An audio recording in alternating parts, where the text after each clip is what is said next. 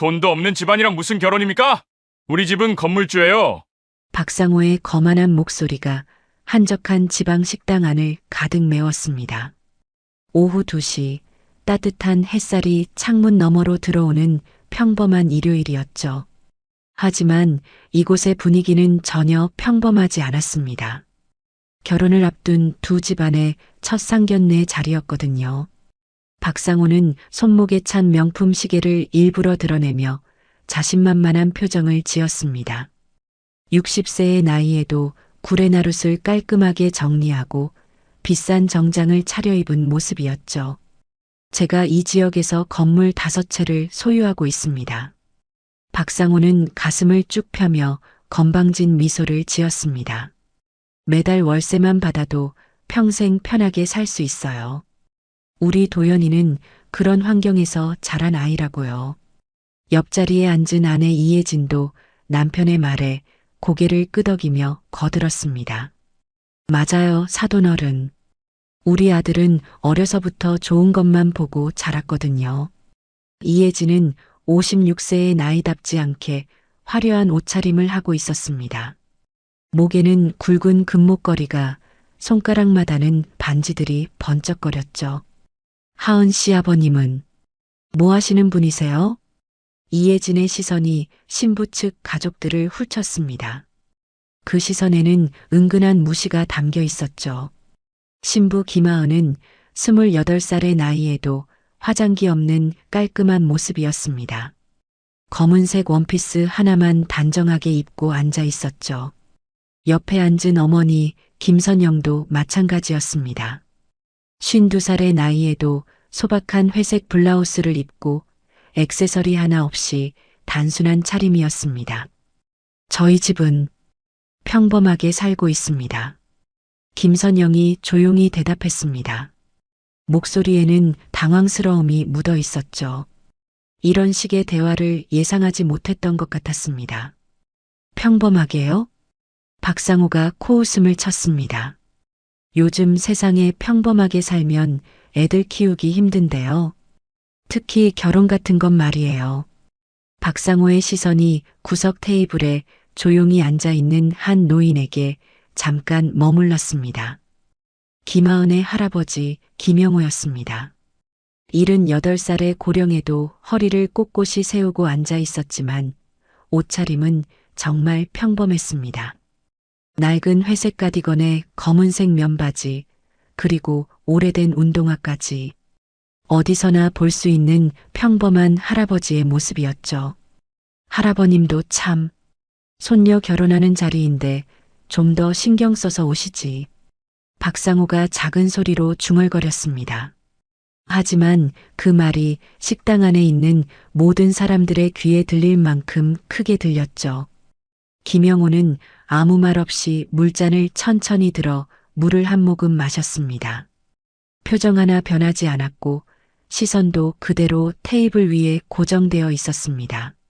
신랑 박도연은 32살의 나이에도 부모 앞에서는 여전히 어린아이 같았습니다. 아버지의 거만한 태도가 불편했지만 감히 입을 열지는 못했죠. 대신 죄송하다는 듯한 시선으로 하은을 바라봤습니다. 도연아, 너도 좀 말을 해봐. 박상호가 아들을 툭 쳤습니다. 네, 아버지. 도연이 어색하게 대답했습니다. 하은아, 미안해. 우리 아버지께서 좀 직설적이셔서. 괜찮아요. 하은이 작게 미소 지으며 대답했습니다. 하지만 그 미소 뒤에는 상처받은 마음이 숨어 있었죠. 자신이 사랑하는 사람의 부모가 자신의 가족을 이렇게 대하는 것이 당황스럽고 슬펐습니다. 그런데 진짜 궁금한데요. 이혜진이 다시 입을 열었습니다. 하은 씨는 직업이 뭐예요? 요즘 여자들도 경제력이 있어야 하잖아요. 저는 작은 회사에서 사무직을 하고 있습니다. 하은이 겸손하게 대답했습니다. 실제로는 꽤 괜찮은 회사에 다니고 있었지만 일부러 겸손하게 표현했죠. 어려서부터 할아버지와 어머니로부터 겸손의 미덕을 배워왔던 하은이었습니다. 아, 그래요. 이예진의 반응은 시큰둥했습니다. 마치 역시 그럴 줄 알았다는 듯한 표정이었죠. 이때 식당 직원이 메뉴판을 가져왔습니다. 어서 오세요. 주문하시겠어요? 네, 우리가 낼 테니까 맘껏 주문하세요. 박상호가 너스레를 떨며 말했습니다. 하지만 그 말투에는 어차피 너희는 돈이 없으니까라는 뜻이 숨어 있었죠. 김선영의 얼굴이 살짝 굳었습니다. 이런 식으로 무시를 당할 줄은 몰랐거든요. 하지만 딸의 앞날을 생각해서 꼭 참았습니다. 감사합니다. 김선영이 억지로 미소를 지으며 대답했습니다. 한편 김영호는 여전히 말없이 앉아 있었습니다. 이런 상황에서도 전혀 동요하는 기색이 없었죠. 마치 이런 일들이 자신과는 상관없는 일처럼 느껴졌습니다. 할아버지, 뭐 드실까요? 하은이 할아버지에게 조심스럽게 물었습니다. 응, 뭐든 좋다. 김영호가 따뜻한 목소리로 대답했습니다. 손녀에게만큼은 언제나 다정했죠. 박상호는 이런 모습을 보며 속으로 코웃음을 쳤습니다. 역시 돈 없는 집안 노인네는 기가 죽어 있구나. 하지만 이는 박상호의 착각이었습니다. 김영호는 기가 죽어서 조용한 것이 아니었거든요. 오히려 모든 것을 여유롭게 지켜보고 있었을 뿐이었습니다. 식당 안의 분위기는 점점 더 어색해졌습니다. 하객들도 이런 상황을 지켜보며 어쩔 줄 몰라 했죠. 사돈어른, 이 동네에서는 우리 집이 꽤 유명해요. 박상호가 다시 자랑을 시작했습니다. 시장에서 장사하시는 분들도 우리를 알고 계시고 은행 직원들도 우리 보면 인사를 먼저 해요. 그래요. 김선영이 건성으로 대답했습니다. 이제는 정말 지쳤다는 표정이었죠. 하은도 마찬가지였습니다. 사랑하는 도연의 부모가 이렇게 오만할 줄은 몰랐거든요. 하지만 이것은 시작에 불과했습니다. 앞으로 더 큰 충격이 기다리고 있었으니까요. 음식을 주문하려는 순간 박상호의 진짜 본성이 드러나기 시작했습니다. 메뉴 좀 봅시다. 박상호가 메뉴판을 펼치더니 혀를 찼습니다. 아이고, 이런 동네 식당은 뭐 이렇게 비싸요? 요즘 물가가 얼마나 올랐다고. 그러면서도 자신은 가장 비싼 코스 요리를 주문했습니다. 우리는 특별 코스로 주세요. 우리 집안 체면이 있으니까. 이예진도 남편을 따라 비싼 메뉴를 골랐습니다. 저도 같은 걸로요. 우리 아들 결혼하는 날인데 좋은 걸 먹어야죠. 반면 신부 측에게는 다른 태도를 보였습니다. 사돈분들은 뭐 드실래요? 너무 부담스러운 거 말고 적당한 걸로요. 박상호의 말에는 돈 없으니까 싼 거나 먹어라는 뜻이 담겨 있었습니다. 김선영의 얼굴이 순간 빨갛게 달아올랐습니다. 이런 모욕을 당할 줄은 꿈에도 몰랐거든요. 저희는 그냥 김치찌개 정식으로 할게요. 김선영이 떨리는 목소리로 대답했습니다. 정말로 돈이 없어서가 아니라 이 상황에서 더 이상 참기 힘들었기 때문이었죠. 할아버님도 같은 걸로 드실까요? 직원이 김영호에게 물었습니다. 응, 그래. 김영호가 고개를 끄덕였습니다. 여전히 평온한 표정이었죠. 박상호는 이런 모습을 보며 더욱 우쭐해졌습니다. 역시 격이 다르네요. 우리는 특별 코스에 사돈분들은 김치찌개라. 박상호가 일부러 크게 말했습니다. 주변 테이블의 다른 손님들도 힐끔힐끔 쳐다보기 시작했죠. 저 집안은 돈 차이가 많이 나나 보네. 신부 쪽이 형편이 어려운 것 같은데. 사람들의 시선과 수군거림이 느껴졌습니다. 하은의 얼굴이 점점 붉어졌습니다. 부끄러움과 분노가 동시에 밀려왔거든요. 도연아, 너는 뭘 먹을래? 박상호가 아들에게 물었습니다. 저는 하은이랑 같은 걸로 할게요. 도연이 작은 목소리로 대답했습니다. 그나마 양심이 있었던 도연은 이 상황이 너무 불편했습니다. 뭐, 너까지 왜 그런 거 먹어? 우리 아들인데. 박상호가 짜증을 냈습니다. 아니에요, 아버지. 저는 김치찌개 좋아해요. 도연이 어색하게 웃으며 대답했습니다. 하지만 박상호는 만족하지 않았습니다. 에이, 체면이 서지 않네. 우리 아들까지 그런 걸 먹으면. 이때 이혜진이 끼어들었습니다. 사돈어른, 혹시 경제적으로 어려우시면 말씀하세요. 우리가 이해할게요. 이혜진의 말은 겉으로는 배려하는 듯 했지만 실제로는 더 큰 모욕이었습니다. 김선영의 주먹이 무릎 위에서 꽉 쥐어졌습니다. 참을 수 있는 한계가 다가오고 있었죠. 아니에요, 괜찮습니다. 김선영이 간신히 대답했습니다. 하지만 목소리는 떨리고 있었습니다. 눈시울이 붉어지며 울음이 터질 것 같았죠. 이런 상황에서도 김영호만은 태연했습니다. 물을 한 모금 더 마시고 창밖 풍경을 바라보고 있었습니다. 마치 이 모든 일이 자신과는 상관없는 일처럼 느껴졌죠.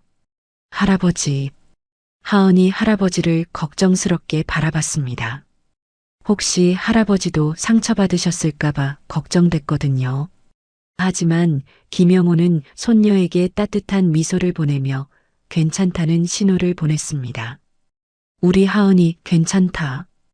김영호의 목소리는 여전히 차분했습니다. 오히려 하은을 안심시키려는 듯 했죠. 박상호는 이런 모습을 보며 더욱 거만해졌습니다. 역시 어른들은 분수를 아시는군요. 젊은 사람들은 좀 배워야 해요. 박상호가 의미심장한 시선으로 김선영을 바라봤습니다. 김선영은 이제 정말로 화가 났습니다. 하지만 딸의 결혼을 위해서 꼭 참고 있었죠. 우리 도연이는 어려서부터 좋은 교육을 받았어요. 이혜진이 다시 자랑을 시작했습니다. 피아노, 바이올린, 영어 과외. 돈 들어가는 건 다 시켰죠. 그래서 지금도 좋은 회사에 다니고 있고요. 박상호가 거들었습니다. 월급도 꽤 받아요. 하은 씨보다는 훨씬 많이 받을 거예요. 이 말은 정말로 선을 넘은 발언이었습니다. 직접적으로 하은을 무시하는 말이었거든요. 하은의 눈에 눈물이 고였습니다. 자신이 뭘 잘못했길래 이런 대우를 받아야 하는지 이해할 수 없었습니다. 도연이 견디다 못해 입을 열었습니다. 아버지, 그런 말씀은. 뭐, 사실을 말하는 게 왜 나빠? 박상호가 아들을 쏘아봤습니다. 요즘 세상에는 현실적으로 생각해야 해. 감정만으로는 살 수 없어. 이때 음식이 나오기 시작했습니다. 박상호 부부의 특별 코스는 정말 화려했습니다. 여러 가지 반찬과 함께 고급스러운 그릇에 담겨 나왔죠. 반면 신부 측의 김치찌개 정식은 소박했습니다. 김치찌개 하나와 기본 반찬 몇 개가 전부였습니다. 우와, 이거 정말 맛있겠네요. 이혜진이 일부러 크게 말했습니다. 역시 비싼 게 다르긴 하네요. 그러면서 신부 측 음식을 힐끔 쳐다봤습니다. 그쪽은 좀 심심해 보이네요. 박상호도 거들었습니다. 다음에는 우리가 좀 더 좋은 곳으로 모시죠. 이런 곳 말고. 이 말들은 모두 신부 측을 무시하는 발언들이었습니다. 김선영은 이제 정말로 한계에 다다랐습니다. 손이 부들부들 떨리고 있었죠. 하지만 김영호는 여전히 평온했습니다. 김치찌개를 한 숟가락 떠서 맛있게 드시고 있었습니다. 맛있네. 김영호가 작게 중얼거렸습니다. 정말로 맛있다는 듯한 표정이었죠. 박상호는 이런 모습을 보며 속으로 비웃었습니다. 역시 가난한 사람들은 이런 것도 맛있다고 하는구나. 하지만 그는 아직 모르고 있었습니다. 자신이 지금 누구를 무시하고 있는지를 말이죠. 그리고 이 평온한 노인이 어떤 분인지도 전혀 알지 못했습니다. 식사가 계속되면서 박상호의 거만함은 더욱 심해질 예정이었습니다. 식사가 한창 진행되면서 박상호의 자랑은 더욱 노골적이 되었습니다. 제가 소유한 건물 얘기를 좀 더 해드릴까요? 박상호가 젓가락을 내려놓으며 우쭐한 표정을 지었습니다. 첫 번째 건물은 시내 중심가에 있어요. 4층짜리 상가 건물인데 월세만 해도 매달 800만 원이 들어와요. 이혜진이 남편의 말에 맞장구를 쳤습니다. 맞아요. 그 건물 임대료가 정말 괜찮거든요. 요즘 경기가 안 좋다고 하는데 우리는 월세 수입이 있으니까 걱정 없어요. 박상호는 더욱 신이 났습니다. 두 번째 건물은 주택가 근처에 있는 오피스텔이에요. 20개 호실이 있는데 하나도 빈 곳 없이 다 차 있죠. 와, 대단하시네요. 주변 테이블에 다른 손님이 감탄하며 말했습니다. 박상호는 이런 반응에 더욱 우쭐해졌죠. 이게 다가 아니에요. 세 번째 건물은 박상호가 계속 자랑을 늘어놓을 때 김선영은 젓가락을 잡은 손이 떨리고 있었습니다. 이런 식으로 압박을 받을 줄은 몰랐거든요. 상대방이 부자라는 것은 알고 있었지만 이렇게까지 과시할 줄은 생각하지 못했습니다. 하은 씨 어머님은 어떠세요? 댁은 어디 사시는지. 이혜진이 날카로운 시선으로 김선영을 바라봤습니다. 저희는 작은 아파트에 살고 있습니다. 김선영이 조심스럽게 대답했습니다. 실제로는 꽤 괜찮은 곳에 살고 있었지만 이런 분위기에서는 솔직하게 말하기가 어려웠죠. 아파트요? 몇 평 정도 되나요?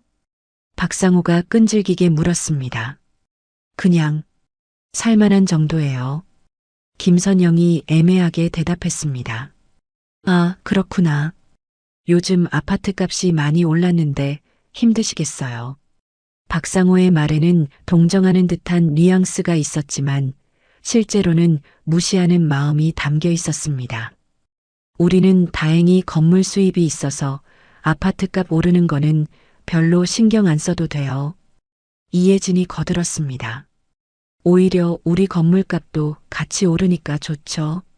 하은은 이런 대화를 듣고 있을 수가 없었습니다. 자신의 가족이 이렇게 무시당하는 것이 너무 속상했거든요. 죄송한데요. 하은이 작은 목소리로 말을 꺼냈습니다. 저희 가족이 가난해서 죄송합니다. 하은의 목소리에는 억울함이 담겨 있었습니다. 아니야, 하은아. 그런 말 하지 마. 도연이 황급히 말렸습니다. 하지만 이미 분위기는 최악이 되어버렸죠. 가난하다고 해서 죄송할 게 뭐 있어요. 박상호가 가식적인 미소를 지으며 말했습니다. 다만 현실적인 문제들은 생각해 봐야 하지 않을까요? 현실적인 문제요? 김선영이 반문했습니다.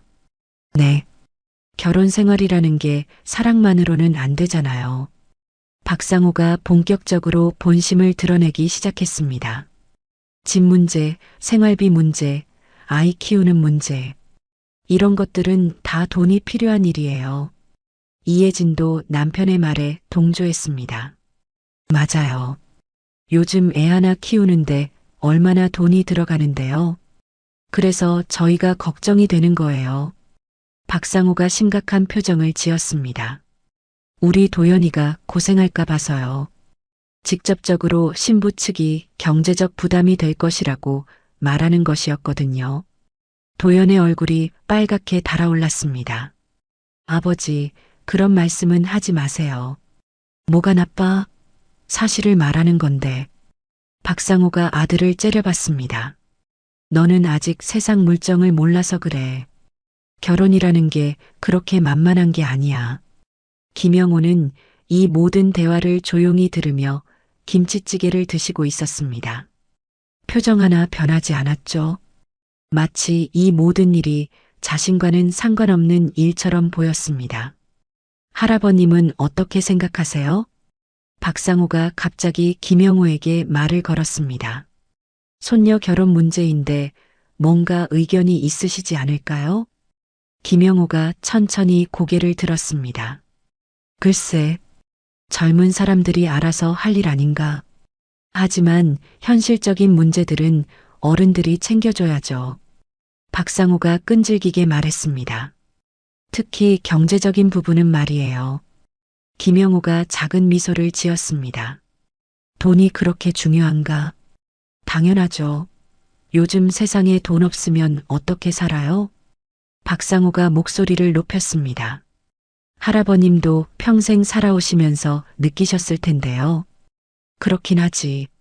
하지만 돈보다 중요한 것도 있지 않을까? 예를 들면요. 이혜진이 비웃는 듯한 표정으로 물었습니다. 사람됨이나 그런 것들 말이야. 김영우가 조용히 대답했습니다. 사람됨이요? 그런 건 배불리 먹고 할 소리죠. 돈도 없으면서 사람됨을 논하면 뭐해요? 이혜진도 거들었습니다. 현실을 좀 봐야죠. 하은은 이제 정말로 울음이 터질 것 같았습니다. 자신의 할아버지까지 이렇게 무시당하는 것을 보고 있을 수가 없었거든요. 김선영도 마찬가지였습니다. 주먹을 꽉 쥐고 참고 있었지만 한계에 다다르고 있었죠. 오히려 박상우 부부를 바라보는 시선에는 연민 같은 것이 담겨 있었습니다. 마치 저 사람들은 정말 중요한 것이 뭔지 모르는구나라는 듯한 표정이었죠. 그래, 돈이 중요하긴 하지. 김영우가 천천히 말했습니다. 하지만 그것만이 전부는 아니야. 박상우는 이런 김영우의 말을 그냥 가난한 노인의 변명 정도로 생각했습니다. 아직은 자신이 누구를 상대하고 있는지 전혀 모르고 있었거든요. 식사는 계속되었지만 분위기는 점점 더 악화되고 있었습니다. 박상우의 거만함은 절정에 달하려고 하고 있었죠. 식사가 거의 끝나갈 무렵 박상우는 더욱 노골적으로 자신의 조건을 내세우기 시작했습니다. 사돈어른, 이제 좀 진지한 얘기를 해볼까요? 박상우가 냅킨으로 입을 닦으며 말했습니다. 분위기가 한층 더 무거워졌죠. 우리 도연이는 정말 금쪽같이 키운 외동아들입니다. 박상우의 목소리에는 확신이 담겨 있었습니다. 어려서부터 부족함 없이 키웠고 좋은 대학 나와서 지금도 괜찮은 회사에 다니고 있어요. 맞아요. 우리 아들은 정말 소중한 존재거든요. 그래서 말인데요. 앞으로 이 결혼 생활에서는 여러 가지 조건들이 있을 거예요. 조건이요? 김선영이 당황스러운 표정으로 반문했습니다. 네. 현실적인 조건들 말이에요. 박상우가 자신만만하게 말을 이어갔습니다. 우선 신혼집 문제부터 봅시다. 박상우는 이미 모든 것을 계획해 놓은 듯 했습니다. 우리가 보기에는 우리 집 근처에 집을 마련하는 게 좋을 것 같아요. 그 이유는요? 도연이 불안한 마음으로 물었습니다. 당연히 우리가 도와줄 수 있어야 하니까. 이혜진이 대답했습니다. 경제적으로도 그렇고 생활적으로도 그렇고요. 박상우가 더욱 구체적으로 설명했습니다. 신혼집 전세금은 우리가 일부 도와드릴 수 있어요. 대신 조건이 있죠. 어떤 조건인가요? 김선영이 떨리는 목소리로 물었습니다. 모든 가게 운영은 우리 집 기준에 맞춰야 해요.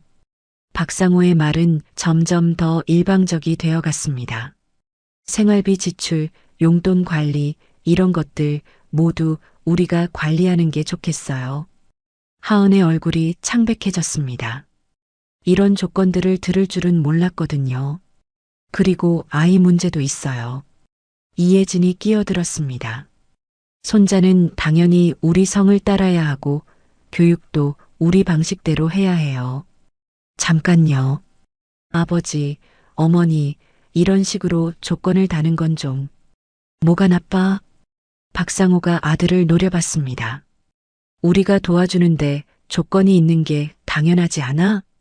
하지만 이건 너무. 너는 아직 결혼해 본 적이 없어서 몰라. 박상우가 아들의 말을 자르며 말했습니다. 결혼이라는 게 그냥 사랑만으로 되는 게 아니야. 특히 경제적 격차가 있는 결혼은 더욱 그렇죠. 사돈 어른들도 이해하시겠지만 우리 입장에서는 걱정이 될 수밖에 없어요. 하지만 딸을 생각해서 꾹 참고 있었죠. 저희가 그렇게 믿음직스럽지 못해 보이나요? 김선영이 간신히 말을 꺼냈습니다. 아니에요. 그런 뜻이 아니라. 박상호가 가식적인 미소를 지었습니다. 다만 현실적으로 생각해 보면 돈 문제는 정말 중요하거든요. 우리 도연이가 고생할까봐 걱정되는 거예요. 이혜진도 동조했습니다. 하은은 이제 정말로 눈물이 나려고 했습니다. 자신 때문에 도연이 고생할 거라는 말을 듣는 것이 너무 가슴 아팠거든요. 저는 도연 오빠에게 짐이 되고 싶지 않아요. 하은이 떨리는 목소리로 말했습니다. 하은아, 그런 말 하지 마. 도연이 하은의 손을 잡으려고 했지만 하은은 손을 빼버렸습니다. 아니에요. 정말로 짐이 되는 것 같아요. 하은의 말에 박상호는 속으로 만족스러워했습니다. 신부가 스스로 위축되고 있었거든요. 그런 식으로 생각하지 마세요. 박상호가 겉으로는 위로하는 척했습니다. 우리가 도와줄 테니까요. 대신 우리 조건만 받아들이면 돼요. 이때 김영고가 천천히 고개를 들었습니다. 조건이라. 그 조건들이 꼭 필요한가? 당연하죠. 박상호가 김영호를 보며 단호하게 대답했습니다. 돈을 대는 쪽에서 조건을 다는 건 당연한 거 아닌가요? 할아버님도 세상 살아보셨으니까 아시겠지만 공짜는 없어요. 김영호가 작은 웃음을 지었습니다. 그래, 공짜는 없지. 그러니까 이해하시겠죠? 우리도 어쩔 수 없는 거예요. 김영호는 잠깐 생각에 잠긴 듯 했습니다. 그리고 나서 천천히 입을 열었습니다. 그런데 말이야. 네. 박상호가 김영호를 바라봤습니다. 조건을 다시 생각해 볼 수는 없을까? 김영호의 말에 박상호는 코웃음을 쳤습니다. 다시 생각한다고요? 할아버님, 현실을 좀 보세요.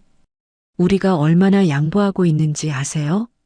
다른 집안이었으면 이런 결혼 자체를 반대했을 거예요. 이제 정말로 한계에 다다랐죠. 하지만 김영호는 여전히 침착했습니다. 오히려 박상호 부부를 바라보는 시선에는 여유가 있었습니다. 그래, 알겠다. 그럼 계산은 내가 하지. 아니에요, 할아버님. 저희가 낼게요. 박상호가 급하게 말했습니다. 아무래도 체면상 자신이 내야 한다고 생각했거든요. 괜찮다. 김영호가 자리에서 일어났습니다. 내가 낼 테니까. 박상호는 속으로 우쭐했습니다.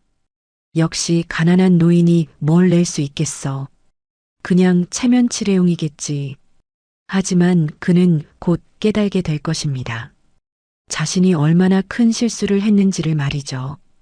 김영호가 계산대로 향하면서 이 식당의 분위기는 완전히 바뀔 준비를 하고 있었습니다. 김영호가 천천히 자리에서 일어나 계산대로 향했습니다. 낡은 회색 가디건을 입은 그의 뒷모습은 여전히 평범한 할아버지 같았죠. 박상호는 김영호의 뒷모습을 보며 속으로 비웃었습니다. 저 노인이 뭘 낼 수 있겠어. 그냥 폰만 잡는 거겠지. 이혜진도 남편과 같은 생각이었습니다. 할아버님이 고집이 좀 있으시네요. 이혜진이 작은 목소리로 중얼거렸습니다. 나이 드신 분들이 다 그래요. 하은은 걱정스러운 마음으로 할아버지를 바라봤습니다. 혹시 할아버지가 무리하시는 건 아닐까 싶었거든요. 김선영도 마찬가지로 걱정했습니다. 아버님이 괜히 체면 때문에 무리하시는 것 같았죠. 계산대에 도착한 김영고는 조용히 지갑을 꺼냈습니다. 그리고 그 안에서 하나의 카드를 꺼내 건넸습니다. 검은색의 심플한 카드였죠. 겉보기에는 별로 특별해 보이지 않았습니다. 계산 부탁합니다. 김영호가 카드를 내밀며 말했습니다. 식당 매니저가 카드를 받아 결제 단말기에 넣었습니다. 그런데 잠깐 후 단말기 화면을 본 매니저의 표정이 순간 굳어졌습니다. 매니저는 카드를 다시 자세히 들여다봤습니다. 그리고 카드에 적힌 이름을 확인한 순간 얼굴이 완전히 변했죠. 이것이 매니저가 당황한 목소리로 중얼거렸습니다. 그러더니 갑자기 김영호에게 90도로 깊게 인사를 했습니다. 회장님, 정말 죄송합니다. 몰라 뵈었습니다. 매니저의 큰 목소리가 식당 전체에 울려 퍼졌습니다. 순간 식당 안이 조용해졌죠. 모든 사람들의 시선이 계산대로 집중되었습니다. 박상호의 얼굴이 순간 굳어졌습니다. 회장님이라고? 박상호가 작은 목소리로 중얼거렸습니다. 이혜진도 마찬가지로 당황한 표정이었죠. 뭔가 잘못 들은 게 아닐까? 하지만 매니저의 다음 행동이 모든 의구심을 없애버렸습니다. 직원들, 회장님께서 오셨습니다. 매니저가 주방과 홀 직원들에게 소리쳤습니다. 그러자 직원들이 하나둘씩 나와서 김영호에게 인사를 했습니다. 안녕하십니까, 회장님. 뵙게 되어 영광입니다. 직원들의 인사소리가 식당을 가득 메웠습니다. 박상호는 이제 정말로 당황했습니다. 자신의 다리가 후들거리는 것을 느꼈죠. 저게 무슨... 박상호가 중얼거렸지만 말이 제대로 나오지 않았습니다. 다른 손님들도 웅성거리기 시작했습니다.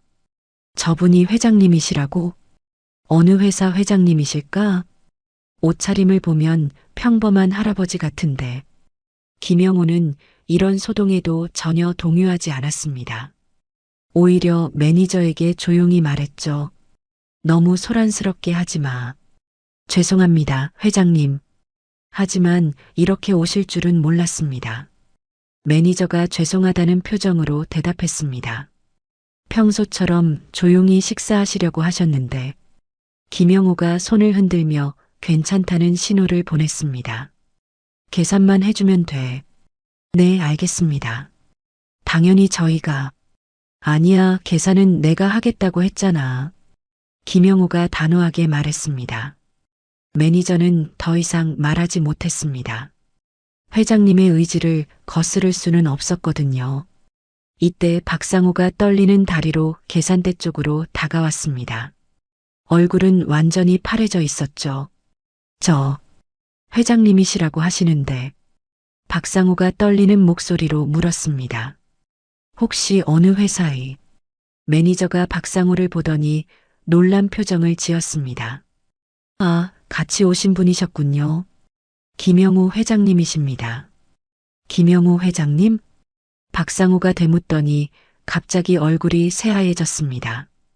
김영호라는 이름을 들은 순간 어디선가 들어본 것 같았거든요. 혹시 그 유명한 김영호 회장님? 박상호가 간신히 물었습니다. 네, 맞습니다. 동양그룹 명예회장님이십니다. 매니저의 대답에 박상호는 다리에 힘이 빠져 주저앉을 뻔했습니다. 동양그룹, 국내 굴지의 대기업 중 하나였습니다. 박상호가 자랑하던 건물 몇 채와는 비교도 할 수 없는 규모의 회사였죠. 동양그룹이... 박상호가 중얼거렸지만 말이 끝까지 나오지 않았습니다.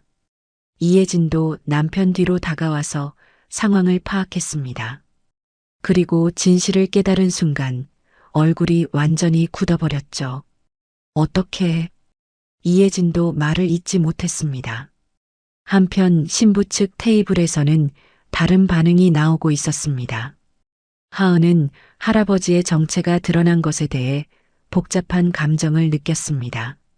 물론 자랑스럽기도 했지만 동시에 걱정도 됐거든요. 김선영은 안도의 한숨을 쉬었습니다.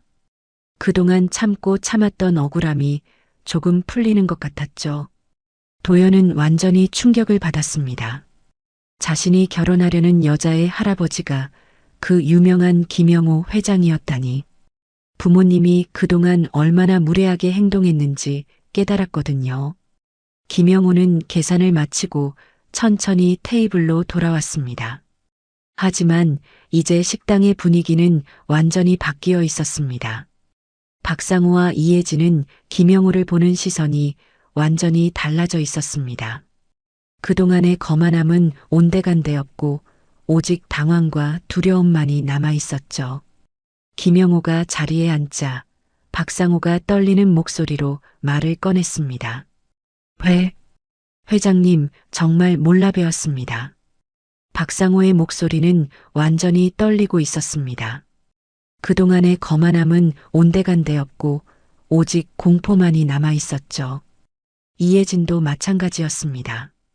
얼굴이 새하얗게 질려서 말을 제대로 할 수도 없었습니다. 저희가 정말 죄송합니다. 이혜진이 간신히 말을 꺼냈습니다. 만약 알았다면 절대로. 김영우는 여전히 침착한 표정이었습니다. 무엇을 알았다면? 김영우의 조용한 질문에 박상우는 더욱 당황했습니다. 그러니까 회장님이시라는 걸 알았다면 어떻게 했을 건가? 김영우가 다시 물었습니다. 박상우는 대답할 말이 없었습니다. 솔직히 말하면 김영우가 누구인지 알았다면 완전히 다르게 행동했을 테니까요. 저희가 무례했습니다. 박상우가 고개를 숙이며 말했습니다. 정말 죄송합니다. 식당의 다른 손님들은 이 상황을 지켜보며 웅성거렸습니다. 아까 그 사람들이 회장님한테 그렇게 말했다고? 어머, 정말 몰라봤나 보네. 저렇게 평범하게 계시니까 당연히 모르죠. 하지만 예의는 지켜야 하는 거 아닌가? 사람들의 시선과 수군거림이 박상우 부부에게 집중되었습니다. 박상우는 이제 정말로 땀이 흘러내렸습니다. 자신이 그동안 얼마나 큰 실수를 했는지 깨달았거든요. 회장님, 정말 용서해 주십시오. 박상우가 거의 애원하는 목소리로 말했습니다. 저희가 정말 몰랐습니다. 김영우는 박상우를 조용히 바라봤습니다. 그 시선에는 실망이 담겨 있었죠. 몰랐다고? 네, 정말 몰랐습니다. 박상우가 급하게 대답했습니다. 그렇다면 모르는 사람에게는 그렇게 해도 되는 건가? 김영우의 질문에 박상우는 할 말이 없었습니다. 전곡을 찌르는 질문이었거든요. 그게 아니라 박상우가 변명하려 했지만 말이 나오지 않았습니다. 이때 더 충격적인 사실이 드러났습니다. 식당 매니저가 조심스럽게 다가와서 말했죠. 회장님, 혹시 이 식당도 저희 그룹 계열사인 걸 아셨나요? 그래. 김영우가 의외라는 듯 대답했습니다. 몰랐는데. 네, 작년에 인수됐습니다. 매니저가 설명했습니다. 박상우는 이 말을 듣고 더욱 충격을 받았습니다. 자신이 지금 앉아 있는 이 식당마저 김영우 회장의 것이었다니. 그리고 매니저가 더 말을 이었습니다. 혹시 이분이 박상우 씨이신가요? 매니저가 박상우를 가리키며 물었습니다. 그렇습니다. 박상우가 떨리는 목소리로 대답했습니다. 아, 그렇군요. 매니저가 뭔가 아는 듯한 표정을 지었습니다. 실은 저희가 박상우 씨에 대해 알고 있습니다. 뭘 알고 있다는 거죠? 박상우가 불안한 마음으로 물었습니다. 박상우 씨께서 소유하고 계신 건물들 말입니다. 매니저의 말에 박상우의 얼굴이 더욱 창백해졌습니다. 그 건물들이 사실은 저희 그룹 소유 토지 위에 지어진 것들이죠. 매니저의 말에 식당 안이 조용해졌습니다. 박상우는 이제 정말로 무너질 것 같았습니다. 자신이 그토록 자랑하던 건물들이 사실은 김영우 회장 그룹의 땅 위에 있었다니. 그럴 리가. 박상우가 중얼거렸지만 사실이었습니다. 저희가 토지를 임대해드리고 박상우 씨께서는 건물 관리를 맡고 계신 거죠. 매니저가 친절하게 설명했습니다. 사실상 저희 그룹의 위탁 관리인이신 셈입니다. 이 말을 들은 순간 박상우는 정말로 주저앉을 뻔했습니다. 자신이 건물주라고 자랑했던 그 건물들이 사실은 김영우 회장의 것이었다니. 이혜진도 마찬가지로 충격을 받았습니다. 그동안 남편과 함께 자랑했던 모든 것들이 거짓이었던 셈이었거든요. 어떻게 이런 일이. 이혜진이 중얼거렸습니다. 도연은 이 모든 상황을 지켜보며 부끄러움을 느꼈습니다. 자신의 부모가 그토록 거만하게 굴었는데 실제로는 상대방이 훨씬 위였던 것이죠. 하은아, 미안해. 도연이 하은에게 작은 목소리로 사과했습니다. 우리 부모님이 너무 무례했어. 하은은 복잡한 심정이었습니다. 자신의 할아버지가 이렇게 대단한 분이라는 것이 자랑스럽기도 했지만 동시에 이런 식으로 드러나는 것이 부담스럽기도 했거든요. 김선영은 그동안에 억울했던 마음이 조금 풀리는 것 같았습니다. 하지만 동시에 복잡한 감정도 느꼈죠. 김영호는 이 모든 상황을 조용히 지켜봤습니다. 그리고 천천히 입을 열었습니다. 박상호 씨. 네, 회장님. 아까 돈이 중요하다고 했지? 그건. 박상호가 변명하려 했지만 김영호가 손을 들어 말을 막았습니다. 맞는 말이야. 돈은 중요해. 하지만 돈보다 더 중요한 게 있다고 생각하지 않나? 박상호는 대답할 수 없었습니다. 자신이 그동안 얼마나 잘못 생각하고 있었는지 깨달았거든요. 사람을 대하는 마음, 상대를 존중하는 마음. 김영호가 계속 말했습니다. 그런 것들이 더 중요하지 않을까? 식당 안은 조용했습니다. 모든 사람들이 김영호의 말에 집중하고 있었죠. 돈이 있다고 해서 다른 사람을 무시해도 되는 건 아니야. 김영호의 말이 박상호의 가슴에 깊이 박혔습니다. 이제야 자신이 얼마나 큰 실수를 했는지 깨달았거든요. 김영호의 따뜻하지만 단호한 말이 식당 안에 울려 퍼진 후 박상호는 완전히 무너져 내렸습니다. 회장님, 정말 죄송합니다. 박상호가 자리에서 일어나 김영호에게 깊게 고개를 숙였습니다. 저희가 정말 잘못했습니다. 이혜진도 남편을 따라 일어나서 고개를 숙였습니다. 하지만 이미 늦었다는 것을 느꼈죠. 그동안의 무례함을 되돌릴 수는 없었거든요. 저는 정말 몰랐습니다. 박상호가 변명하듯 말했습니다. 만약 알았다면 절대로 그런 식으로. 그래서 묻는 거야. 김영호가 박상호의 말을 끊었습니다. 만약 내가 평범한 노인이었다면 그렇게 해도 되는 거였나? 박상호는 할 말이 없었습니다. 김영호의 질문이 전곡을 찔렀거든요. 돈이 많고 적고가 중요한 게 아니야. 김영호가 천천히 말을 이어갔습니다. 사람을 사람으로 대하는 기본적인 예의가 중요한 거지. 식당의 다른 손님들도 김영호의 말에 고개를 끄덕였습니다. 정말 옳은 말이었거든요. 저희가 너무 어리석었습니다. 박상호가 떨리는 목소리로 말했습니다. 정말 용서해 주십시오. 하지만 김영호의 다음 말이 더 큰 충격을 주었습니다. 박상호 씨가 관리하고 계신 건물들 말인데 김영호가 조용히 말했습니다. 계약 조건을 다시 검토해 봐야겠어요. 박상호의 얼굴이 더욱 창백해졌습니다. 만약 건물 관리 계약이 취소된다면 자신의 수입원이 완전히 사라지는 거였거든요. 회장님, 제발. 그 건물들이 저희 생계수단입니다. 생계수단이라.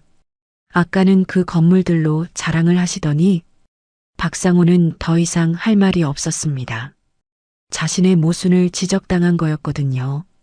이때 도연이 견디다 못해 일어났습니다. 도연이 김영호를 바라보며 말했습니다. 저희 아버지가 정말 잘못했습니다. 도연의 목소리에는 진심이 담겨 있었습니다. 하지만 저는 하은이와 결혼하고 싶습니다. 도연의 말에 모든 사람들의 시선이 그에게 집중되었습니다. 아버지의 잘못과 상관없이 저는 하은이를 정말 사랑합니다. 도연이 계속 말했습니다. 아버지, 이번 결혼 저는 하은이와 꼭 할 겁니다. 도연이 박상호를 바라보며 단호하게 말했습니다. 아버지 생각은 중요하지 않아요.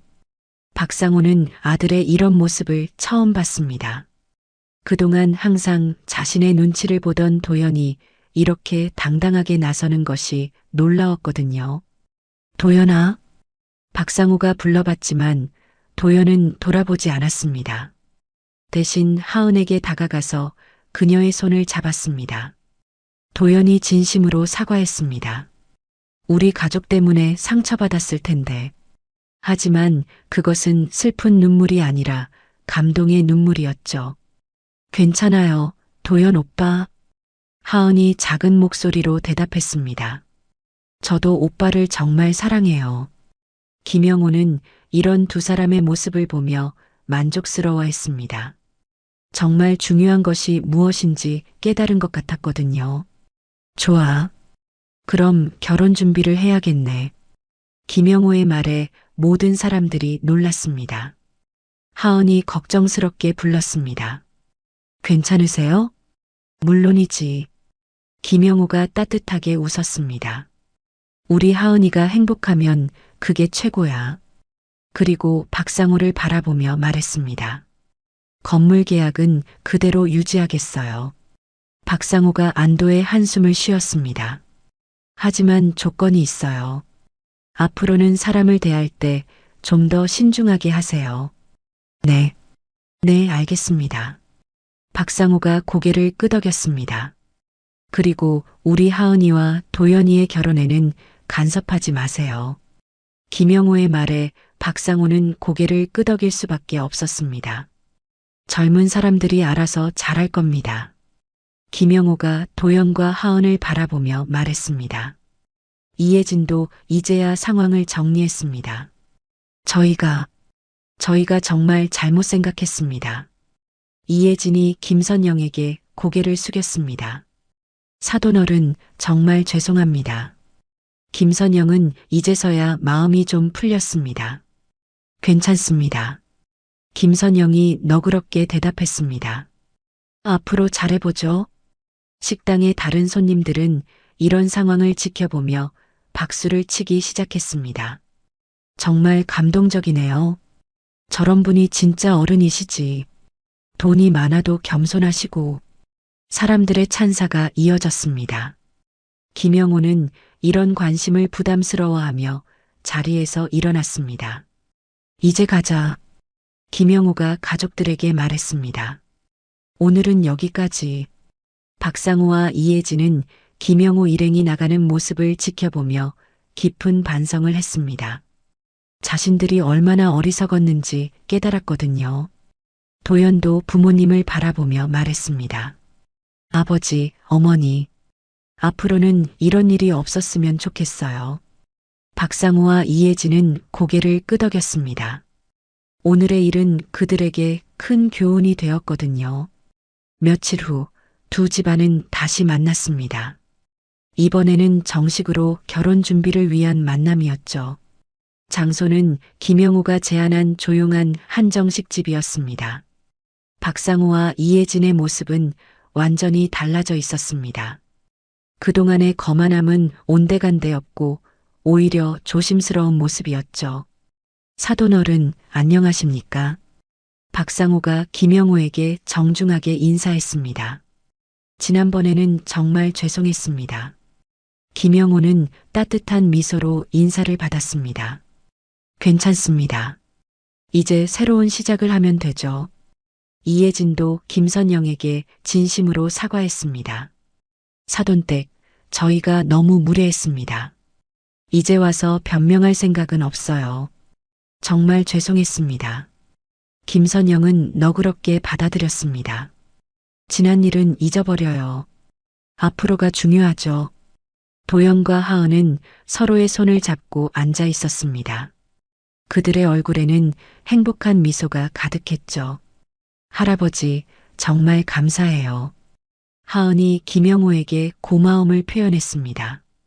덕분에 도연 오빠와 행복하게 결혼할 수 있을 것 같아요. 김영호가 손녀의 머리를 쓰다듬었습니다. 박상호가 조심스럽게 입을 열었습니다. 회장님, 결혼 준비에 필요한 것들이 있으시면 말씀해 주세요. 저희가 할 수 있는 건 뭐든지 도와드리겠습니다. 김영호가 손을 흔들었습니다. 그런 건 젊은 사람들이 알아서 하면 됩니다. 우리는 그냥 지켜보기만 하면 되죠. 도연이 아버지를 바라보며 말했습니다. 아버지, 저희는 소박하게 결혼할 생각이에요. 너무 크게 하지 말고 가족들과 가까운 사람들만 모시고요.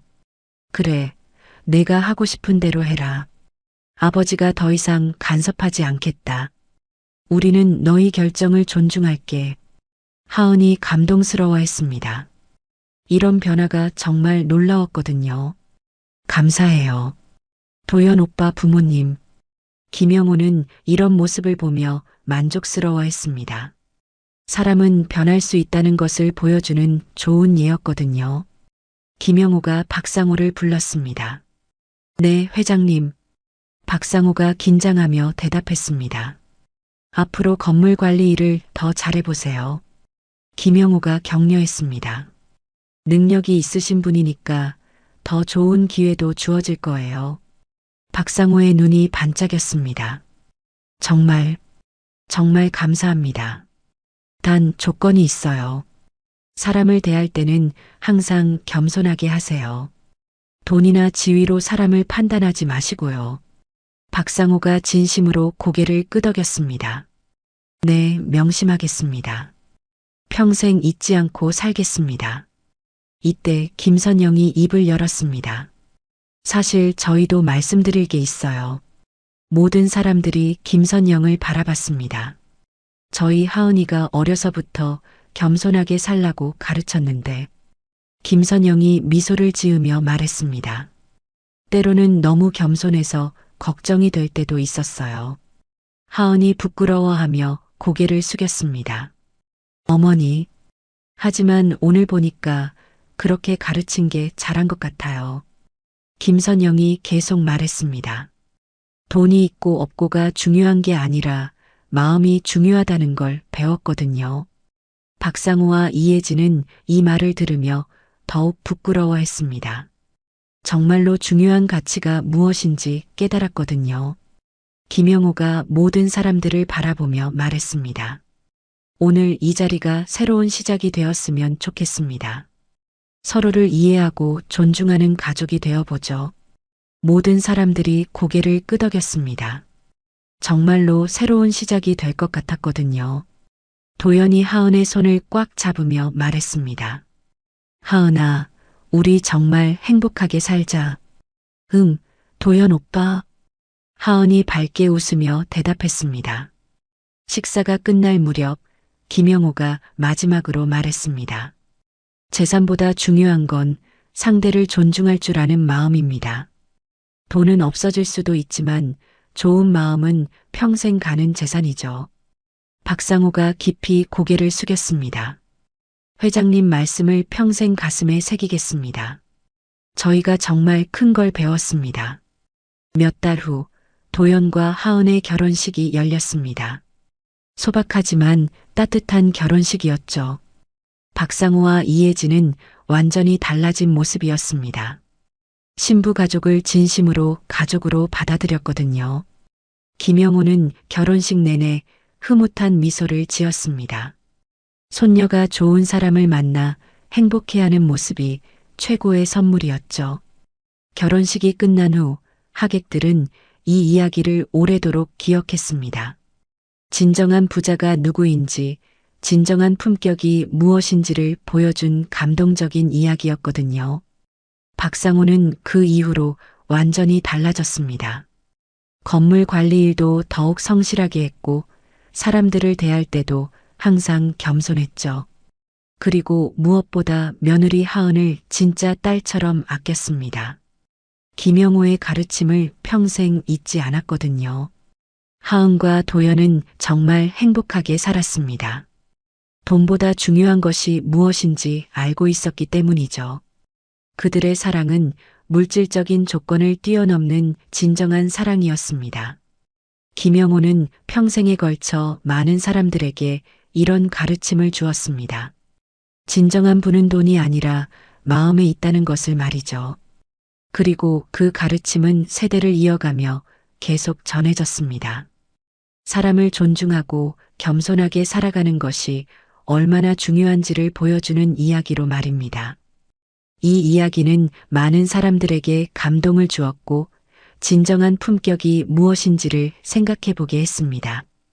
돈이 있고 없고가 아니라 어떤 마음으로 살아가느냐가 정말 중요한 것이라는 교훈을 남기며 이야기는 끝이 났습니다. 야, 조용히 좀 해라. 여긴 버스가 아니야. 박상무의 차갑고 날카로운 목소리가 기내에 울려 퍼졌습니다. 스카이웨이 항공 LA행 장거리 비행기 안 오전 11시였죠. 고급 정장을 차려입고 비싼 시계를 번쩍이는 박상무 옆에서 14살 소년 김민호는 조용히 고개를 숙였습니다. 죄송합니다. 작은 목소리로 대답하는 민호의 얼굴은 빨갛게 달아올라 있었죠. 강원도 작은 시골 마을에서 태어나 자란 민호에게는 모든 것이 처음이었습니다. 새벽 5시 인천국제공항은 이미 수많은 사람들로 북적이고 있었습니다. 각자의 목적지를 향해 떠나는 승객들 사이에서 민호는 낡은 가방 하나를 꼭 쥔 채 서 있었죠. 부모님은 농사일로 바쁘셔서 배웅도 못 와주셨지만 민호의 마음은 설렘으로 가득했습니다. LA로 이민 간 삼촌 집에 잠시 머물기 위한 여행이었거든요.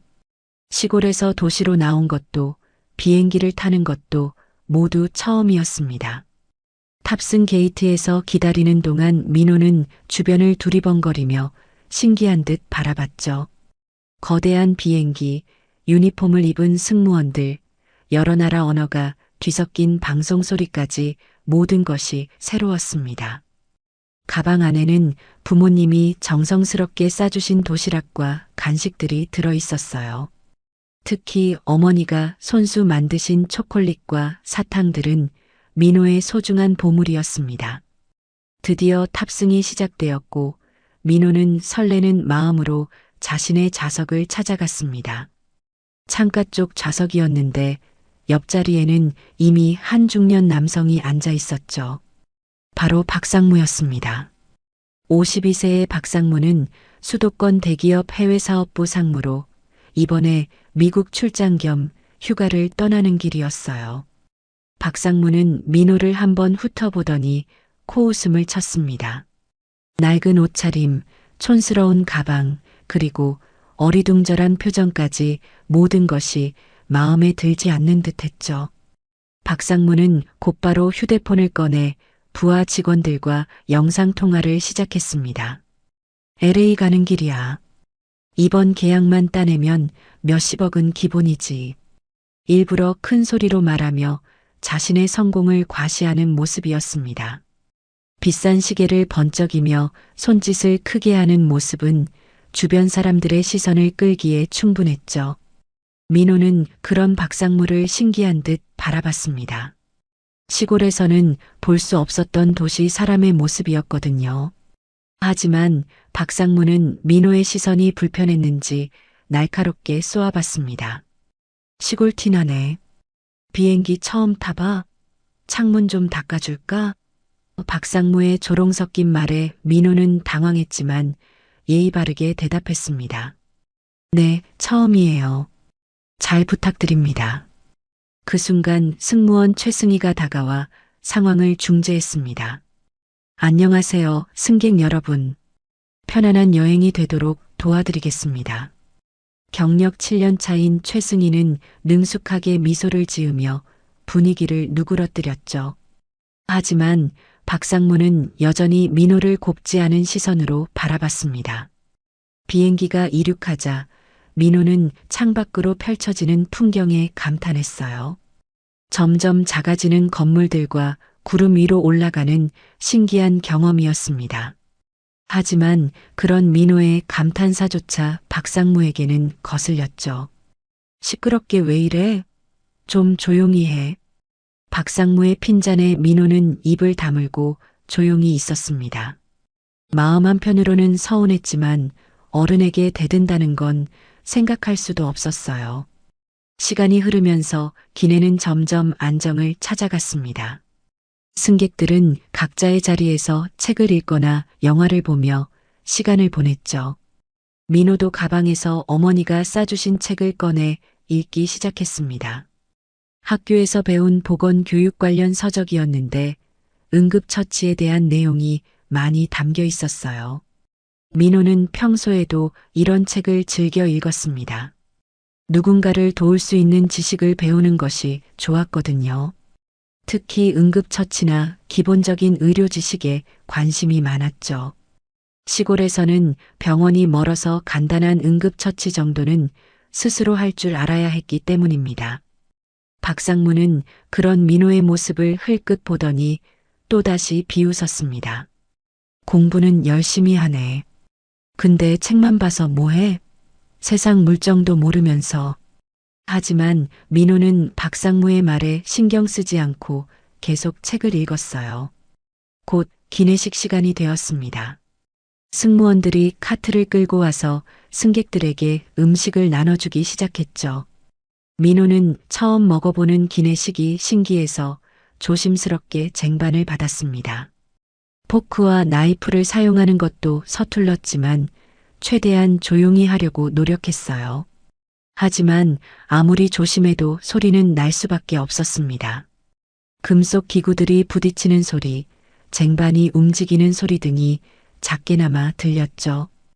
박상무는 그런 작은 소리에도 예민하게 반응했습니다. 야, 조용히 좀 해라. 여긴 버스가 아니야. 박상무의 날카로운 목소리에 주변 승객들이 힐끗힐끗 쳐다봤습니다. 몇몇 사람들은 민호를 안쓰럽게 바라봤지만 직접적으로 나서지는 않았어요.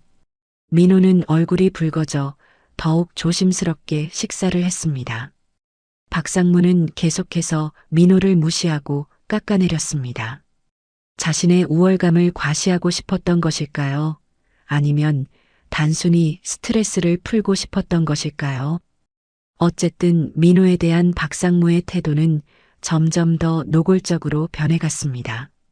하지만 민호는 그런 상황에서도 자신을 잃지 않았습니다. 부모님께 배운 예의와 인내심으로 버텨나갔죠. 마음속으로는 서운하고 속상했지만 어른에게 맞선다는 건 옳지 않다고 생각했습니다. 시간은 계속 흘러갔고 장거리 비행은 아직 절반도 지나지 않았습니다. 앞으로도 박상무와 함께 긴 시간을 보내야 한다는 생각에 민호는 한숨을 쉬었어요. 하지만 민호는 아직 몰랐습니다. 이 비행기 안에서 자신이 진짜 영웅이 될 순간이 다가오고 있다는 것을 말이죠. 기내식이 끝나고 난 후 승무원들이 쟁반을 치우며 분주하게 움직였습니다. 민호는 여전히 박상무의 눈치를 보며 조심스럽게 행동했죠. 박상무는 기내식을 먹는 동안에도 계속해서 민호를 의식하며 불편한 기색을 드러냈습니다. 포크 소리가 조금만 나도 째려보고 물 마시는 소리에도 혀를 찼어요.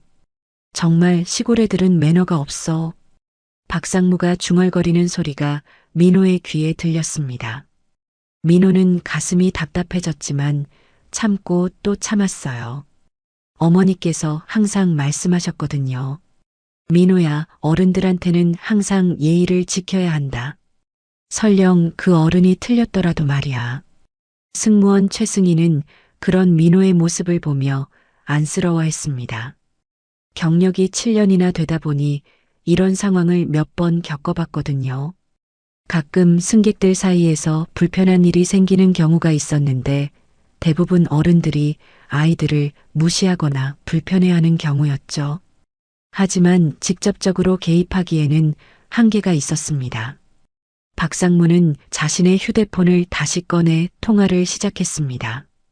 이번에는 아내와의 통화였는데 일부러 큰 소리로 말하며 자신의 성공을 자랑했어요. 여보, 이번 계약 성사되면 보너스가 얼마나 나올지 알아? 애들 교육비 걱정은 이제 끝이야. 주변 승객들이 시끄럽다는 듯이 쳐다봤지만 박상무는 아랑곳하지 않았습니다. 민호는 그런 박상무를 보며 복잡한 감정을 느꼈어요. 한편으로는 부럽기도 했습니다. 자신의 가족은 늘 경제적으로 어려움을 겪고 있었거든요.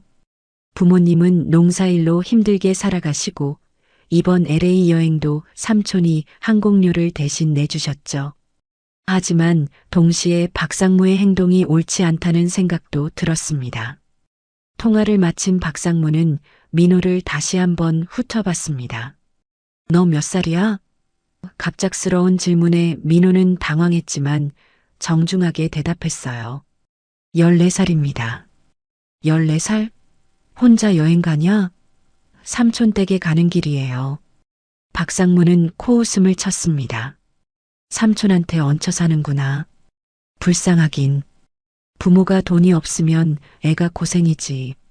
너무나 직설적이고 상처가 되는 말이었습니다. 민호의 얼굴이 순간 굳어졌지만 여전히 참고 있었어요. 주변 승객 몇 명이 박상무의 말을 듣고 눈살을 찌푸렸습니다.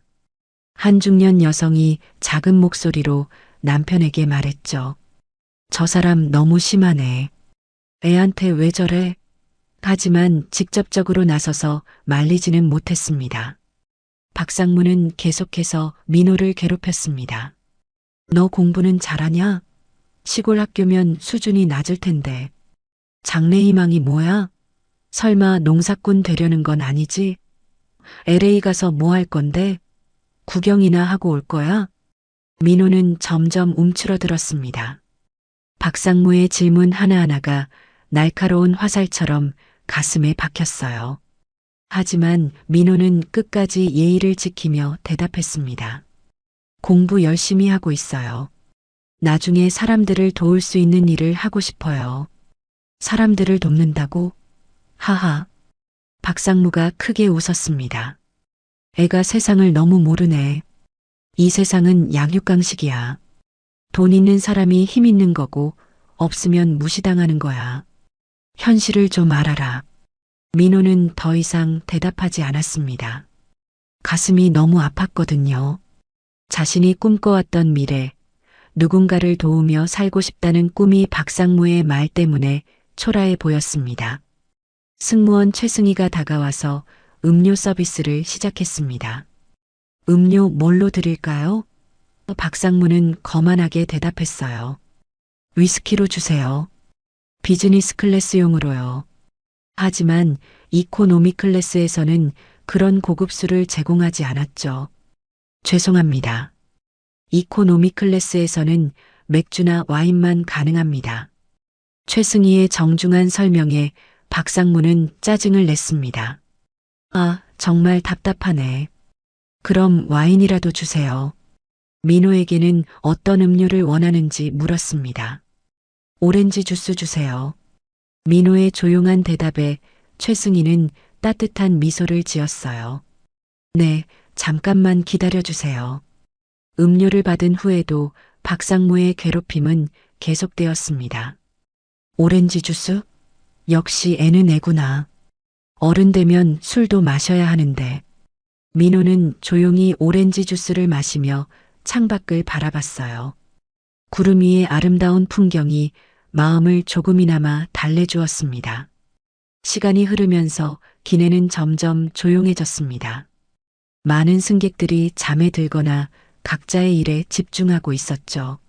민호도 가방에서 책을 다시 꺼내 읽기 시작했습니다.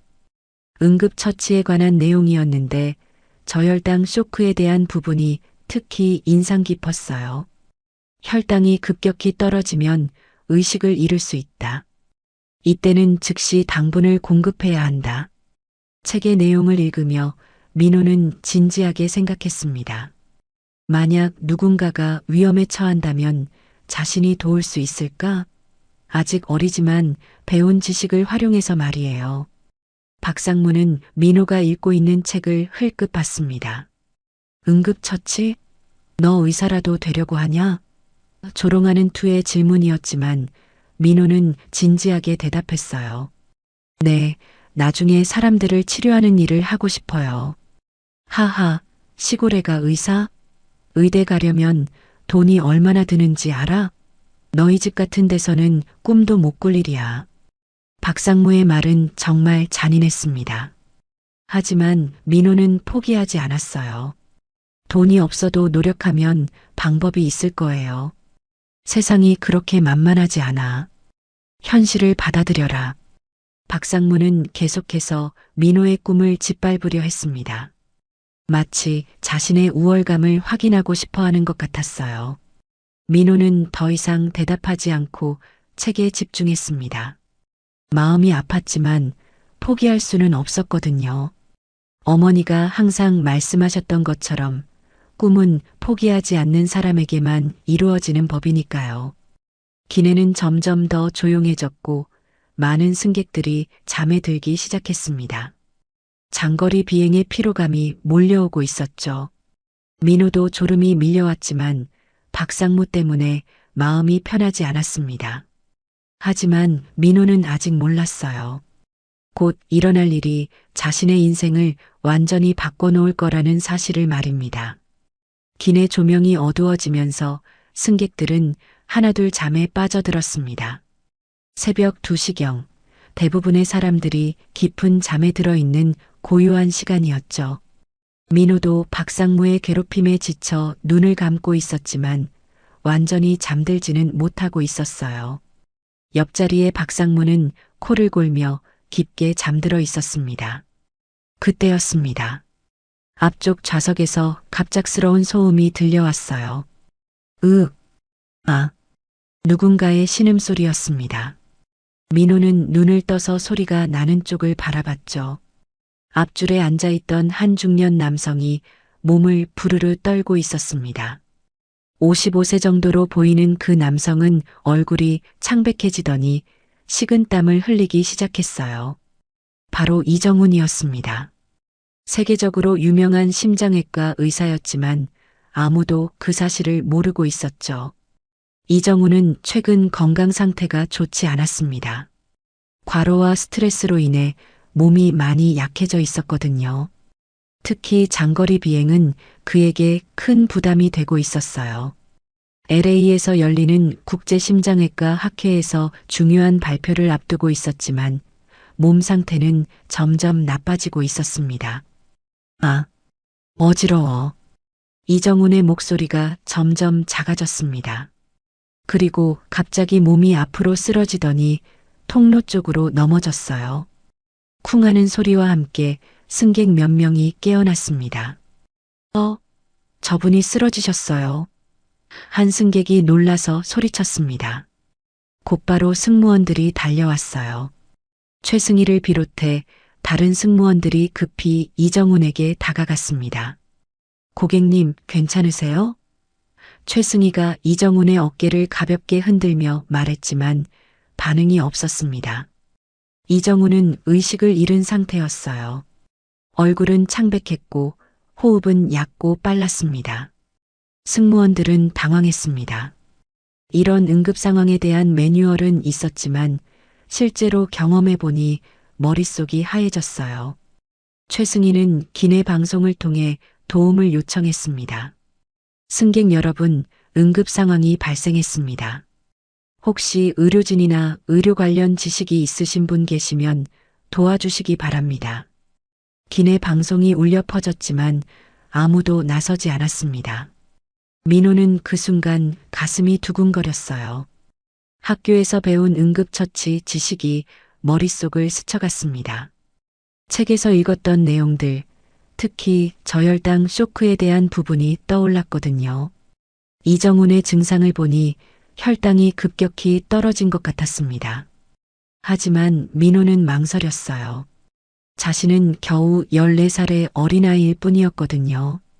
게다가 옆에서 박상무가 자신을 그렇게 무시했는데 과연 어른들이 자신의 도움을 받아들일까요? 승무원들은 계속해서 이정훈의 상태를 확인했지만 뚜렷한 방법을 찾지 못했습니다. 맥박이 약해요. 호흡도 불규칙하고 최승희가 다른 승무원에게 걱정스럽게 말했습니다. 그때 몇몇 승객들이 웅성거리기 시작했어요. 저분 괜찮으실까요? 병원에 빨리 가야 하는 거 아닌가요? 비행기에서 이런 일이 생기면 어떻게 해야 하죠? 불안감이 기내에 퍼지기 시작했습니다. 장거리 비행 중이라 당장 착륙할 수도 없는 상황이었거든요. 가장 가까운 공항까지도 몇 시간은 더 걸렸습니다. 민호는 자리에서 일어나려고 했지만 머뭇거렸어요. 그런데 그때 박상무가 깨어났습니다. 소음 때문에 잠에서 깬 거죠. 뭔 소리야? 시끄럽게. 박상무가 짜증스럽게 중얼거리다가 앞쪽 상황을 봤습니다. 승무원들이 쓰러진 승객을 돌보고 있는 모습이었어요. 아, 누가 쓰러졌나 보네. 박상무는 별로 관심 없다는 듯이 말했습니다. 그리고 민호가 불안해하는 모습을 보더니 비웃었어요. 왜? 무서워? 어른 일에 애가 나설 건 아니니까 가만히 있어. 박상무의 말에 민호는 더욱 움츠러들었습니다. 하지만 이정훈의 상태는 점점 더 안 좋아 보였어요. 승무원들은 산소 마스크를 가져와 이정훈에게 씌워줬습니다. 하지만 근본적인 해결책은 되지 못했죠. 의료진이 없는 상황에서 할 수 있는 일이 제한적이었습니다. 기장님께 보고 드려야겠어요. 한 승무원이 조종실로 향했습니다. 상황이 심각해지면 비상 착륙을 고려해야 할 수도 있었거든요. 민호는 점점 더 안절부절 못했습니다. 자신이 가진 지식으로 도울 수 있을 것 같은데 나서기가 쉽지 않았어요. 주변의 시선도 부담스럽고 특히 박상무의 반응이 걱정되었습니다. 하지만 이정훈의 상태는 기다려주지 않았습니다. 호흡이 점점 더 얕아지고 있었고 맥박도 불규칙해지고 있었어요. 승무원들의 얼굴에는 걱정이 가득했습니다. 혹시 다른 방법이 없을까요? 최승희가 동료 승무원에게 물었지만 뚜렷한 답은 없었습니다. 기내에 있는 응급약품으로는 한계가 있었거든요. 그때 민호는 자신의 가방을 보았습니다. 어머니가 정성스럽게 싸주신 초콜릿과 사탕들이 들어 있었어요. 만약 이정훈의 증상이 저혈당 쇼크라면 당분 공급이 필요할 텐데 민호의 마음속에 용기가 솟아올랐습니다. 비록 자신은 어린아이지만 누군가의 생명이 위험에 처했는데 가만히 있을 수는 없었어요. 어머니께서 항상 말씀하셨던 것처럼 어려움에 처한 사람을 도우는 것은 당연한 일이었습니다. 민호는 천천히 자리에서 일어났습니다. 박상무가 뭐라고 할지 다른 사람들이 자신을 어떻게 볼지는 중요하지 않았어요. 지금은 한 사람의 생명이 더 소중했습니다. 하지만 민호가 완전히 일어서기도 전에 박상무가 팔을 붙잡았습니다. 야, 어디 가려고 그래? 박상무의 목소리에는 경고의 의미가 담겨 있었어요. 곧 민호와 박상무 사이에 결정적인 대립이 벌어질 순간이 다가오고 있었습니다. 야, 어디 가려고 그래? 박상무의 손이 민호의 팔을 꽉 잡았습니다. 민호는 박상무를 바라보며 조용히 말했어요. 저분을 도와드리려고요. 박상무는 황당하다는 듯이 웃었습니다. 너가 뭘 도와? 애가 어른 일에 끼어들면 안 되지. 하지만 민호는 박상무의 손을 조심스럽게 뿌리치며 일어섰습니다. 저혈당 쇼크일 수도 있어요. 당분을 주면 도움이 될 거예요. 저혈당 쇼크? 박상무가 비웃으며 말했습니다. 너 의사야? 책 몇 권 읽었다고 의사 된 줄 아냐? 민호는 대답하지 않고 자신의 가방을 열었습니다.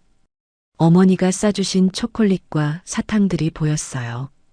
응급처치 책에서 읽었던 내용이 머릿속에 선명하게 떠올랐습니다. 저혈당 상태에서는 즉시 당분을 공급해야 한다. 초콜릿이나 사탕 같은 단순당이 효과적이다.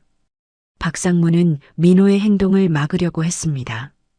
야, 진짜 가만 안 있을래? 괜히 나섰다가 사고 나면 어떻게 할 거야? 박상무의 목소리가 점점 커졌어요. 주변 승객들이 힐끗힐끗 쳐다보기 시작했습니다. 하지만 민호는 박상무의 말을 무시하고 앞으로 걸어갔습니다. 이정우는 여전히 의식을 잃은 채로 누워 있었고 승무원들은 어찌할 바를 모르고 있었어요. 민호가 다가가자 최승희가 놀란 표정으로 바라봤습니다. 어린 친구, 여기는 위험해요. 자리로 돌아가세요. 최승희가 걱정스럽게 말했지만 민호는 진지한 표정으로 대답했습니다. 저분이 저혈당 쇼크인 것 같아요. 당분이 필요해요. 승무원들은 당황했습니다. 14살 아이가 갑자기 나타나서 의료 조언을 하고 있으니 믿기 어려웠거든요. 하지만 민호의 진지한 표정과 확신에 찬 목소리에는 뭔가 특별한 것이 있었습니다. 그때 박상무가 뒤쫓아왔습니다. 아이고, 정말 미안합니다. 애가 철이 없어서. 박상무가 승무원들에게 사과하며 민호를 끌고 가려고 했어요. 하지만 민호는 물러서지 않았습니다. 물 좀 주세요. 민호가 승무원에게 간절하게 부탁했습니다. 그리고 자신의 가방에서 초콜릿을 꺼냈어요. 박상무는 완전히 화가 났습니다. 진짜 말 안 들을래? 내가 무슨 의사라도 돼? 박상무의 목소리가 기내에 크게 울려 퍼졌습니다. 다른 승객들이 모두 이쪽을 바라봤어요. 애가 사람 잡게 생겼네. 박상무의 날카로운 말이 민호의 가슴을 찔렀습니다. 하지만 민호는 포기하지 않았어요. 이정훈의 창백한 얼굴을 보니 더 이상 기다릴 수 없었습니다. 제발요, 한 번만 해보게 해주세요. 민호가 승무원들에게 간절히 부탁했습니다. 책에서 배웠어요. 저혈당일 때는 당분을 주면 의식을 회복할 수 있어요. 최승희는 고민에 빠졌습니다. 물론 아이의 말을 그대로 믿기는 어려웠지만 다른 방법도 없는 상황이었거든요. 의료진은 없고 이정훈의 상태는 점점 악화되고 있었어요. 박상무는 계속해서 민호를 막으려 했습니다. 정말 미친 거 아니야? 의료사고 나면 누가 책임질 거야? 박상무가 승무원들을 향해 소리쳤어요. EMR 듣지 마세요. 그냥 병원 갈 때까지 기다리는 게 맞아요. 하지만 민호는 박상무의 방해에도 굴복하지 않았습니다. 지금 기다리면 더 위험해질 수도 있어요. 민호의 목소리에는 절박함이 담겨 있었습니다. 주변 승객들도 웅성거리기 시작했어요. 저 아이 말이 맞을 수도 있지 않을까요? 다른 방법이 없는데 일단 해보는 게 어떨까요? 한 중년 여성이 박상무에게 말했습니다. 아저씨, 애가 도우려고 하는데 왜 막으세요? 지금 상황에서는 뭐라도 해봐야 하는 거 아닌가요? 박상무는 당황했습니다. 자신이 오히려 비난받는 상황이 된 거죠. 아니, 그게 아니라 의료사고가 나면 그때 최승희가 결심했습니다. 다른 방법이 없고 이정훈의 상태가 계속 악화되고 있었거든요. 물 가져다 드릴게요. 최승희가 민호에게 말했습니다. 박상무는 믿을 수 없다는 표정이었어요. 정말 미쳤군요. 애 말을 믿는다고요? 하지만 이미 승무원의 결정이 내려진 후였습니다. 민호는 조심스럽게 이정훈에게 다가갔습니다. 이정훈의 얼굴은 창백했고 식은땀이 흘러내리고 있었어요. 맥박을 짚어보니 약하고 빨랐습니다. 책에서 본 저혈당 쇼크의 증상과 정확히 일치했어요. 최승희가 물을 가져다 주었습니다. 민호는 초콜릿을 작은 조각으로 부수어 물에 조금씩 녹였어요. 그리고 이정훈의 턱을 살짝 들어 올려 입을 벌렸습니다. 조심스럽게 해야 해요. 기도로 들어가면 안 되거든요. 민호가 중얼거리며 신중하게 작업했습니다. 주변 사람들은 숨을 죽이고 지켜봤어요. 박상무는 여전히 불안해했습니다. 정말 괜찮을까요? 뭔가 잘못되면. 하지만 이미 되돌릴 수 없는 상황이었습니다. 민호는 초콜릿 우린 물을 조금씩 이정훈의 입에 넣어 주었습니다. 처음에는 아무 반응이 없었어요. 하지만 몇 분 후 이정훈의 손가락이 미세하게 움직였습니다. 움직이시는 것 같아요. 한 승객이 놀라서 말했습니다. 모든 사람들의 시선이 이정훈에게 집중되었어요. 점점 더 확실해졌습니다. 이정훈의 호흡이 안정되고 얼굴에 조금씩 혈색이 돌아오기 시작했어요. 그리고 마침내 이정훈이 천천히 눈을 떴습니다. 기내에 감탄사가 터져나왔습니다. 박상무는 믿을 수 없다는 표정으로 그 광경을 바라봤어요. 정말로 14살 소년이 한 사람의 생명을 구해낸 것입니다. 여기가 어디죠? 이정훈이 천천히 눈을 뜨며 약한 목소리로 말했습니다. 주변을 둘러보더니 자신이 기내 바닥에 누워 있다는 사실을 깨달았어요. 승무원들과 승객들이 자신을 둘러싸고 있는 모습이 보였습니다. 괜찮으세요? 최승희가 안도의 표정으로 물었습니다. 이정훈은 천천히 몸을 일으키려 했지만 아직 힘이 부족했어요. 민호가 조심스럽게 다가가서 도와드렸습니다. 천천히 일어나세요. 아직 어지러우실 거예요.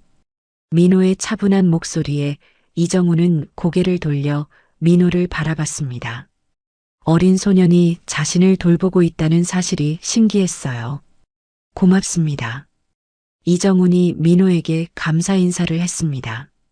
제가 쓰러진 건가요? 최승희가 상황을 설명해 드렸습니다. 갑자기 의식을 잃으셨어요. 이 학생이 저혈당일 거라고 하면서 초콜릿을 드리게 해달라고 하더라고요.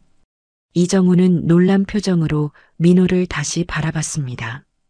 의사인 자신도 미처 깨닫지 못했던 자신의 상태를 어린 소년이 정확히 파악했다는 사실이 믿기지 않았어요. 실제로 최근 과로와 스트레스로 인해 식사를 제대로 하지 못했고 혈당 조절에 문제가 있었거든요. 저혈당, 맞습니다. 이정훈이 자신의 상태를 확인하며 말했습니다. 정말 정확한 판단이었네요. 고맙습니다. 기내에 있던 승객들이 박수를 치기 시작했습니다. 한 사람의 생명을 구해낸 민호의 용기와 지혜에 감동받았거든요.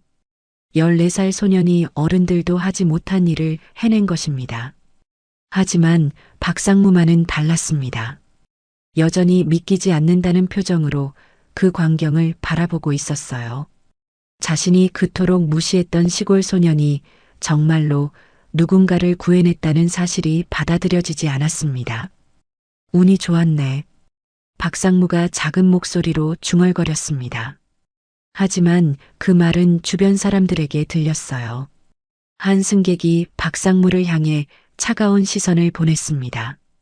운이 아니라 지식과 용기죠.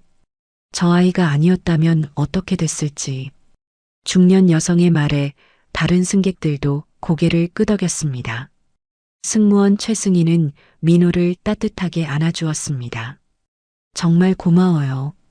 당신이 아니었다면 큰일 날 뻔했어요. 최승희의 눈에는 감동의 눈물이 맺혀 있었습니다. 민호는 부끄러워하며 고개를 숙였어요. 당연한 일을 했을 뿐이에요. 하지만 민호의 마음속에는 뿌듯함이 가득했습니다. 자신이 배운 지식으로 정말로 누군가를 도울 수 있었다는 사실이 기뻤거든요. 이정훈은 천천히 자리로 돌아갔습니다. 아직 완전히 회복되지는 않았지만 위험한 고비는 넘긴 상태였어요. 민호도 자신의 자리로 돌아가려고 했는데 이정훈이 불러 세웠습니다. 잠깐만요. 이름이 뭐예요? 김민호라고 해요. 민호군, 정말 고마워요. 의료 지식은 어디서 배운 거예요? 민호는 수줍게 대답했습니다. 학교 복원 시간에 배우고 관련 책들을 읽어요. 나중에 사람들을 치료하는 일을 하고 싶어서요. 이정훈은 감탄했습니다. 14살 나이에 그런 꿈을 가지고 있다는 것도 놀랍고 실제로 그 지식을 활용할 수 있었다는 것은 더욱 대단했어요. 의사로서 민호의 잠재력을 한눈에 알아볼 수 있었습니다. 대단해요. 나중에 훌륭한 의사가 될 거예요. 이정훈의 격려에 민호는 환하게 웃었습니다. 그토록 꿈꿔왔던 말을 들으니 가슴이 벅찼어요. 박상무는 그런 광경을 보며 점점 초라해졌습니다. 주변 승객들의 시선이 차가워지는 것을 느낄 수 있었거든요. 아까 민호를 그렇게 무시하고 방해했던 자신의 행동이 부끄러워졌어요. 한 승객이 박상무에게 말했습니다. 아까 그렇게 막으시더니 정말 다행이네요. 저 아이가 포기하지 않아서. 따가운 시선과 함께 들려오는 말에 박상무는 얼굴이 빨갛게 달아올랐습니다. 다른 승객들도 민호에게 관심을 보이기 시작했어요. 정말 대단하다. 그 나이에 그런 판단력이라니. 우리 아이도 저런 아이로 키우고 싶어? 진짜 영웅이네요.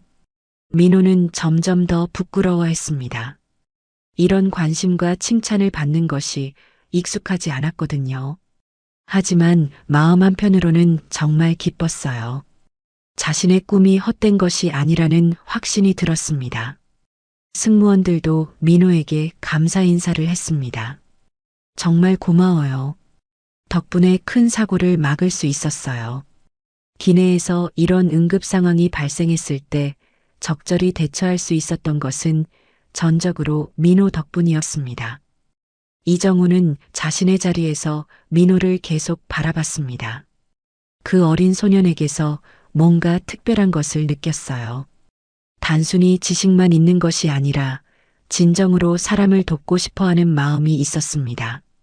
그리고 그것을 실천할 수 있는 용기도 가지고 있었어요. 박상무는 자리에 앉아서 복잡한 심경을 느꼈습니다. 자신이 그토록 무시했던 시골 소년이 정말로 대단한 일을 해낸 것입니다. 돈이나 지위가 아닌 진정한 가치가 무엇인지 생각하게 되었어요. 기내는 점차 평온을 되찾았습니다. 이정훈의 상태는 안정되었고 다른 승객들도 각자의 자리로 돌아갔어요. 하지만 모든 사람들의 마음속에는 민호에 대한 깊은 인상이 남아 있었습니다. 민호는 자신의 자리에 앉아서 창밖을 바라봤습니다. 구름 위에 아름다운 풍경이 펼쳐져 있었어요. 마음속에는 뿌듯함과 함께 더 큰 꿈이 자라나고 있었습니다. 정말로 사람들을 치료하는 의사가 되고 싶다는 꿈 말이에요. 하지만 민호는 아직 몰랐습니다. 구해드린 분이 단순한 환자가 아니라는 사실을 말이죠. 그리고 이 일이 자신의 인생에 얼마나 큰 변화를 가져다 줄지도 모르고 있었어요. 진짜 놀라운 반전은 아직 시작되지도 않았습니다. 기내는 다시 평온을 되찾았지만 분위기는 완전히 달라져 있었습니다. 승객들은 민호를 바라보는 시선이 따뜻해졌고 박상무를 보는 눈빛은 차가워졌어요. 박상무는 그런 분위기를 견디기 어려워했습니다. 자신이 저지른 행동들이 얼마나 부끄러운 일이었는지 깨닫기 시작했거든요. 몇몇 승객들이 민호에게 다가와서 대화를 시도했습니다. 정말 대단해요. 어떻게 그런 걸 알았어요? 한 중년 남성이 호기심 어린 표정으로 물었습니다. 민호는 수줍게 대답했어요. 학교에서 응급처치를 배웠는데 증상이 책에서 본 것과 같아서요. 와, 그 나이에 벌써 그런 걸 다 알고 있다니. 다른 승객들도 감탄사를 연발했습니다. 우리 아들도 저 정도 나이인데 게임만 해요. 정말 기특한 아이네요. 부모님이 얼마나 자랑스러우실까요? 민호는 점점 더 부끄러워했지만 마음속으로는 정말 기뻤습니다. 처음으로 자신의 꿈과 지식이 인정받는 느낌이었거든요. 특히 어른들이 자신을 진지하게 대해주는 것이 새로웠어요. 그런데 그때 한 승객이 민호에게 사진을 찍자고 제안했습니다. 기념으로 사진 한 장 찍을까요? 정말 멋진 일을 하셨는데요. 민호는 당황했지만 정중하게 응했어요. 박상무는 그런 광경을 보며 점점 더 위축되었습니다. 아까 전까지만 해도 자신이 우월감을 느끼며 민호를 무시했는데 이제는 완전히 상황이 뒤바뀐 거죠. 주변 사람들의 시선이 따갑게 느껴졌습니다. 한 승객이 박상무에게 넌지시 말했어요. 아까 저 아이 말리시던데 정말 다행이네요. 저 아이가 포기하지 않아서. 직접적인 비난은 아니었지만 박상무에게는 날카로운 화살처럼 느껴졌습니다. 박상무는 자리에서 꼼짝하지 못했어요. 일어나서 화장실에라도 가고 싶었지만 민호 옆을 지나가야 했거든요. 그런데 지금 상황에서는 민호와 마주치는 것이 너무 부끄러웠습니다. 시간이 흐르면서 승객들은 각자의 자리로 돌아갔지만 민호에 대한 관심은 계속되었어요. 몇몇 사람들이 민호에게 명함을 주기도 했습니다. 나중에 의사 되면 연락해요. 정말 훌륭한 아이네요. 민호는 그런 관심이 부담스럽기도 했지만 동시에 자신감도 생겼어요. 정말로 자신의 꿈이 이루어질 수 있을 것 같았습니다. 사람들이 자신을 인정해주고 격려해주니까 더욱 열심히 공부하고 싶어졌어요. 이정우는 자신의 자리에서 민호를 계속 지켜봤습니다. 그 어린 소년에게서 뭔가 특별한 것을 느꼈거든요. 단순히 지식이 뛰어난 것이 아니라 진정으로 사람을 돕고 싶어 하는 마음이 있었습니다. 그리고 그런 마음을 실천할 수 있는 용기도 가지고 있었어요. 의사로서 이정우는 많은 의대생들과 젊은 의사들을 봐왔습니다. 하지만 민호처럼 순수하고 진실한 마음을 가진 사람은 드물었어요. 대부분은 돈이나 명예를 위해 의사가 되려고 했거든요. 이정우는 민호와 더 깊은 대화를 나누고 싶었습니다. 하지만 아직 몸이 완전히 회복되지 않아서 조심스러웠어요. 대신 마음속으로 다짐했습니다. 이 아이에게 뭔가 도움이 될 수 있는 일이 있다면 꼭 해주고 싶다고 말이에요. 승무원 최승희도 민호를 특별히 챙겨주었습니다. 뭔가 필요한 게 있으면 언제든지 말해요. 감사해요. 괜찮아요. 민호의 겸손한 태도에 최승희는 더욱 감동했습니다. 박상무는 점점 더 견디기 어려워졌습니다. 자신의 행동이 얼마나 잘못되었는지 뼈저리게 느꼈거든요. 민호에게 사과하고 싶었지만 어떻게 말을 꺼내야 할지 몰랐어요. 자존심도 상했고 부끄럽기도 했습니다. 그때 한 승객이 박상무에게 직접적으로 말했습니다.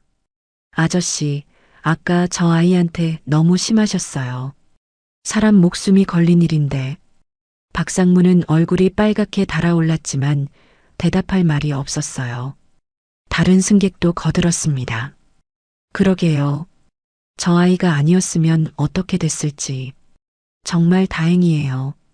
박상무는 더 이상 견딜 수 없어서 자리에서 일어났습니다. 화장실로 피하고 싶었거든요.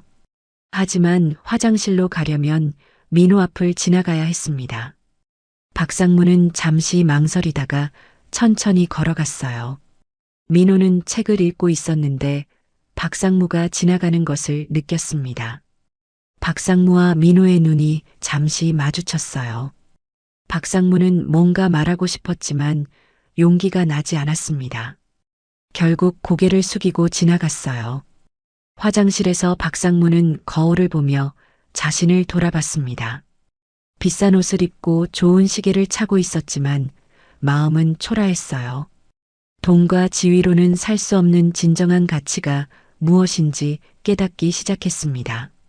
한편 민호는 여전히 책을 읽고 있었어요.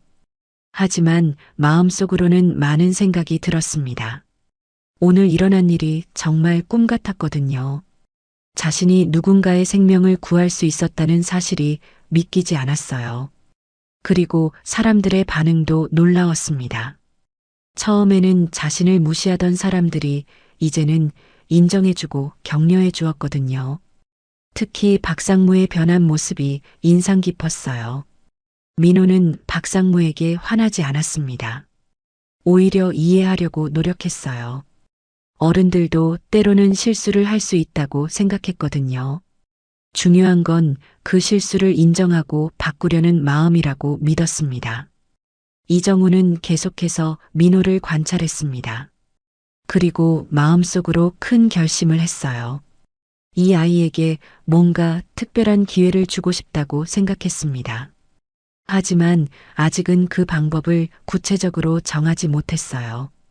기내는 점차 조용해졌고 많은 승객들이 다시 잠에 들기 시작했습니다.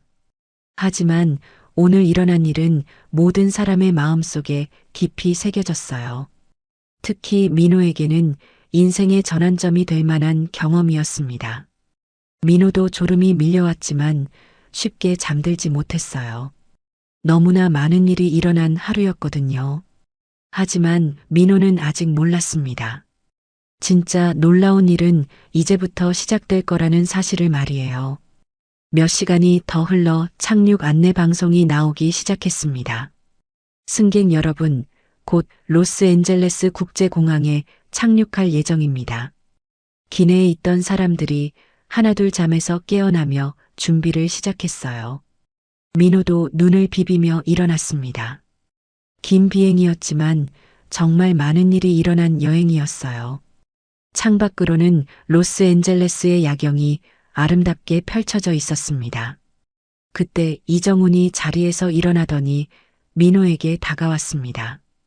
아직 조금 어색해 보였지만 표정은 한결 좋아져 있었어요. 민호 군, 잠깐 이야기할 수 있을까요? 민호는 고개를 끄덕이며 자리에서 일어났습니다. 이정훈은 민호를 복도 쪽으로 데리고 가더니 진지한 표정으로 말했어요. 먼저 다시 한번 고마움을 전하고 싶어요. 정말로 제 생명을 구해주었습니다. 아니에요. 당연한 일을 했을 뿐이에요. 민호가 겸손하게 대답했지만 이정훈은 고개를 저었습니다. 당연한 일이 아니에요. 용기 있는 행동이었어요. 이정훈은 잠시 망설이더니 민호에게 말했습니다. 사실 제가 누구인지 아직 말하지 않았는데 저는 의사입니다. 민호는 놀란 표정을 지었어요. 의사, 선생님이세요? 네, 심장외과 의사입니다. 그것도 이번에 로스앤젤레스에서 열리는 국제심장외과 학회에서 발표를 하러 가는 길이었어요. 이정훈의 말에 민호는 더욱 놀랐습니다. 자신이 구해드린 분이 그런 중요한 의사였다니요. 더 놀라운 건 당신이 정확히 제 상태를 파악했다는 거예요. 이정훈이 감탄하며 말했습니다. 저혈당 쇼크였던 게 맞아요. 최근에 과로로 식사를 제대로 못했거든요. 민호는 부끄러워하며 고개를 숙였어요. 그냥 책에서 본 걸 기억해낸 것뿐이에요. 하지만 이정훈은 고개를 저었습니다. 책에서 본 걸 실제 상황에 적용하는 건 전혀 다른 일이에요. 게다가 그런 용기를 내기는 더욱 어렵죠. 이정훈은 주머니에서 명함을 꺼냈습니다. 고급스러운 명함에는 서울대학교병원 심장외과 과장 이정훈이라고 적혀 있었어요. 민호는 그 명함을 보며 깜짝 놀랐습니다. 서울대학교병원이요? 네, 제가 근무하는 곳이에요. 그리고 이번 학회에서는 새로운 심장수술 기법에 대해 발표할 예정입니다. 민호는 믿기지 않았어요. 자신이 그런 유명한 의사를 구했다니요. 서울대학교병원은 민호도 잘 아는 우리나라 최고의 병원이었거든요. 민호 군, 진짜로 의사가 되고 싶다고 했죠? 이정훈이 진지하게 물었습니다. 민호는 고개를 끄덕였어요. 네, 정말로 사람들을 치료하고 싶어요. 그렇다면 제가 도움을 드리고 싶어요.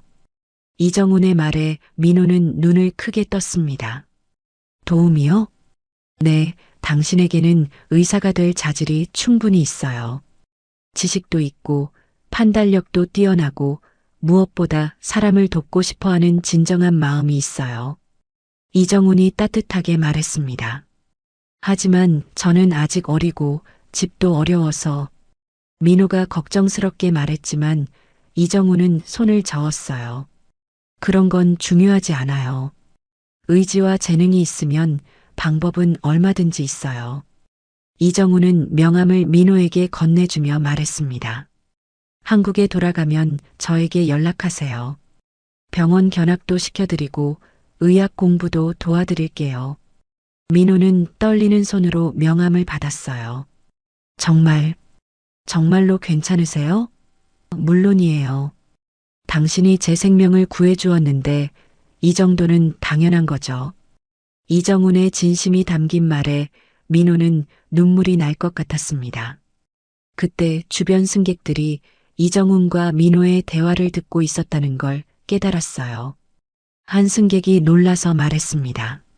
서울대학교 병원 의사 선생님이세요? 네, 그렇습니다. 승객들 사이에서 감탄사가 터져 나왔습니다. 와, 정말 대단한 분을 구한 거네요. 이정훈 교수님이시네요. 텔레비전에서 봤어요. 정말 유명하신 분이에요. 박상무도 그 대화를 듣고 있었습니다. 자신이 그토록 무시했던 시골 소년이 우리나라 최고의 의사를 구했다는 사실에 충격을 받았어요. 그리고 그 의사가 민호에게 그런 제안을 하다니 정말 믿기지 않았습니다. 이정훈은 승객들을 향해 말했습니다. 여러분도 보셨겠지만 이 아이가 정말 대단한 일을 해냈어요. 저도 의사지만 이 아이의 판단력과 용기에는 정말 감탄했습니다. 승객들이 다시 한번 박수를 쳤습니다. 민호는 더욱 부끄러워했지만 마음속으로는 정말 기뻤어요. 자신의 꿈이 현실이 될 수 있다는 희망이 생겼거든요. 민호 군, 앞으로 열심히 공부하세요. 저도 최대한 도와드릴게요. 이정훈이 민호의 어깨를 가볍게 두드리며 말했습니다. 네, 정말 감사합니다. 그때 기장실에서 방송이 나왔습니다. 하지만 이번에는 일반적인 착륙 안내가 아니었어요. 기장의 특별한 메시지였습니다. 승객 여러분, 착륙 전에 특별한 말씀을 드리고 싶습니다.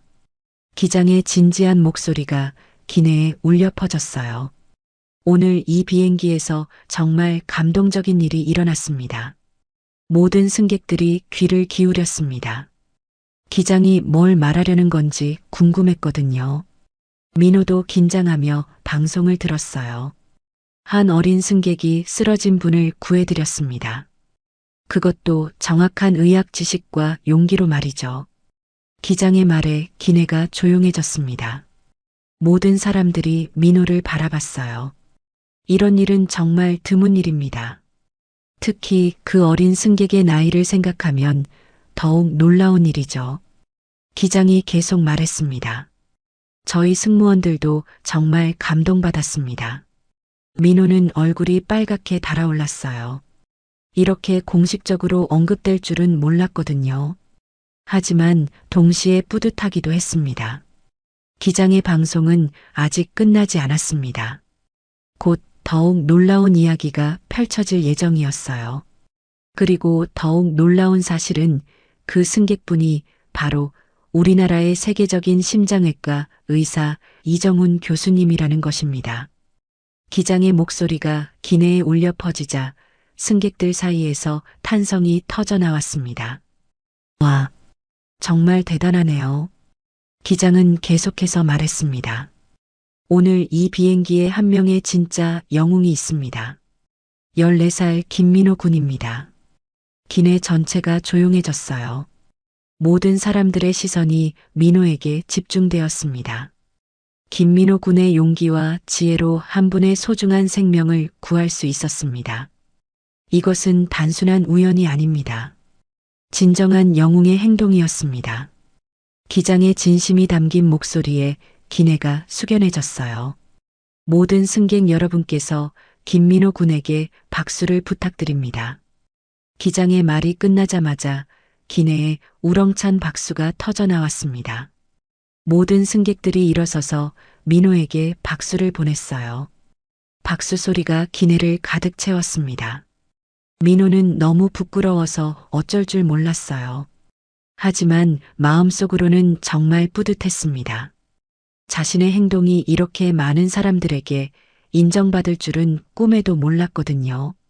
이정훈도 일어서서 박수를 쳤습니다. 정말 자랑스러운 아이예요.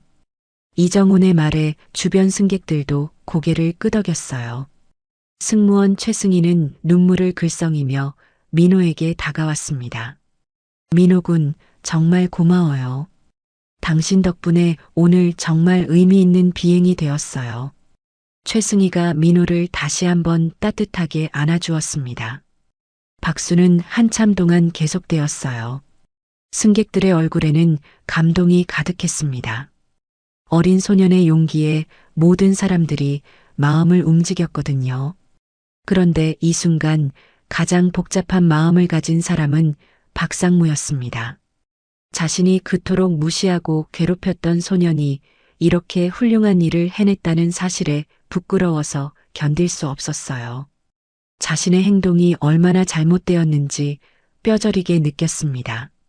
박수가 끝나고 난 후 박상무는 용기를 내어 자리에서 일어났습니다. 그리고 천천히 민호에게 다가갔어요. 모든 승객들이 박상무를 바라봤습니다. 박상무는 민호 앞에서 깊게 고개를 숙였습니다. 민호군, 정말 죄송합니다. 박상무의 목소리는 떨리고 있었어요. 제가 정말 잘못했습니다. 당신을 무시하고 방해한 것, 정말 부끄럽습니다. 민호는 당황했지만 정중하게 대답했어요. 괜찮아요. 이해해요. 하지만 박상무는 고개를 저었습니다. 괜찮지 않아요. 제가 당신 같은 훌륭한 아이를 그렇게 대했다는 게 정말 부끄러워요. 박상무는 계속해서 사과했습니다. 돈이나 지위가 사람의 가치를 결정한다고 생각했는데 정말 잘못 생각했어요. 당신이 진짜 가치 있는 사람이에요. 박상무의 진심이 담긴 사과에 주변 승객들도 숙연해졌습니다. 민호는 박상무를 바라보며 따뜻하게 말했어요. 어른도 실수할 수 있어요. 중요한 건 인정하고 바뀌려는 마음이라고 생각해요. 민호의 너그러운 마음에 박상무는 더욱 부끄러워했습니다. 정말 대단한 아이네요. 한 승객이 감탄하며 말했습니다. 나이는 어려도 마음이 어른보다 훨씬 크네요. 박상무는 주머니에서 자신의 명함을 꺼냈습니다. 민호군, 나중에 필요한 일이 있으면 언제든지 연락하세요. 제가 도울 수 있는 일이라면 뭐든지 하겠습니다. 박상무의 명함에는 대우그룹 해외사업부 상무 박상무라고 적혀 있었어요. 민호는 정중하게 명함을 받았습니다. 감사해요. 박상무는 민호의 손을 꽉 잡으며 말했어요. 제가 정말 많이 배웠어요. 고마워요. 그때 비행기가 착륙을 시작했습니다. 로스앤젤레스 국제공항의 활주로가 점점 가까워지고 있었어요. 창밖으로는 새벽 햇살이 아름답게 비치고 있었습니다. 착륙이 완료되고 안전벨트 착용 신호가 꺼지자 승객들이 하나둘 일어나기 시작했어요. 하지만 모든 사람들이 민호를 따뜻한 시선으로 바라보고 있었습니다. 이정훈은 민호에게 다가와서 마지막 인사를 했습니다. 민호군, 정말 잊지 못할 경험이었어요. 한국에 돌아가면 꼭 연락하세요. 네, 꼭 연락드릴게요. 승무원들도 민호에게 특별한 인사를 했어요. 정말 자랑스러운 승객이었어요. 앞으로도 그 마음 잃지 마세요. 민호는 자신의 가방을 챙기며 일어났습니다. 가방 속에는 어머니가 싸주신 초콜릿이 조금 남아 있었어요. 그 초콜릿이 한 사람의 생명을 구했다는 사실이 아직도 믿기지 않았습니다. 비행기에서 내리면서 민호는 뒤돌아봤어요. 정말 많은 일이 일어난 비행기였습니다. 처음에는 무시당하고 괴롭힘을 받았지만 결국에는 영웅이 되었거든요. 공항 로비에서 민호는 삼촌을 만났습니다. 민호야, 잘 왔구나. 삼촌이 반갑게 맞아주었어요. 삼촌. 삼촌은 민호의 표정이 뭔가 다르다는 걸 느꼈습니다. 무슨 좋은 일이라도 있었니? 표정이 정말 밝아 보인다. 민호는 환하게 웃으며 대답했어요. 네, 정말 좋은 일이 있었어요. 하지만 민호는 자세한 이야기는 나중에 하기로 했습니다. 지금은 너무 많은 일이 일어나서 정리가 필요했거든요. 그저 마음속으로 다짐했어요. 더욱 열심히 공부해서 정말로 훌륭한 의사가 되겠다고 말이에요. 공항을 나서며 민호는 창밖을 바라봤습니다. 로스앤젤레스의 아침 햇살이 눈부시게 빛나고 있었어요. 그 햇살이 마치 민호의 밝은 미래를 상징하는 것 같았습니다. 주머니 속에는 이정훈 교수의 명함과 박상무의 명함이 들어 있었어요. 그리고 마음속에는 꺼지지 않을 꿈의 불씨가 타오르고 있었습니다. 14살 소년 김민호의 진짜 여행은 이제부터 시작이었습니다. 기내에서 일어난 일은 단순한 응급처치가 아니었어요. 한 소년이 세상에 자신의 가치를 증명한 순간이었습니다. 그리고 그 순간이 민호의 인생을 완전히 바꿔놓을 거라는 사실을 아직 아무도 몰랐죠. 몇 년 후 민호가 정말로 의사가 되어 많은 사람들을 구하게 될 거라는 것도, 그때 기내에서 만난 사람들과 다시 만나게 될 거라는 것도 아직은 미래의 이야기였습니다. 하지만 한 가지 확실한 건 그날 기내에서 보여준 민호의 용기와 따뜻한 마음이 평생 변하지 않을 거라는 사실이었어요. 진짜 영웅은 나이나 출신이 아니라 마음으로 만들어지는 법이니까요.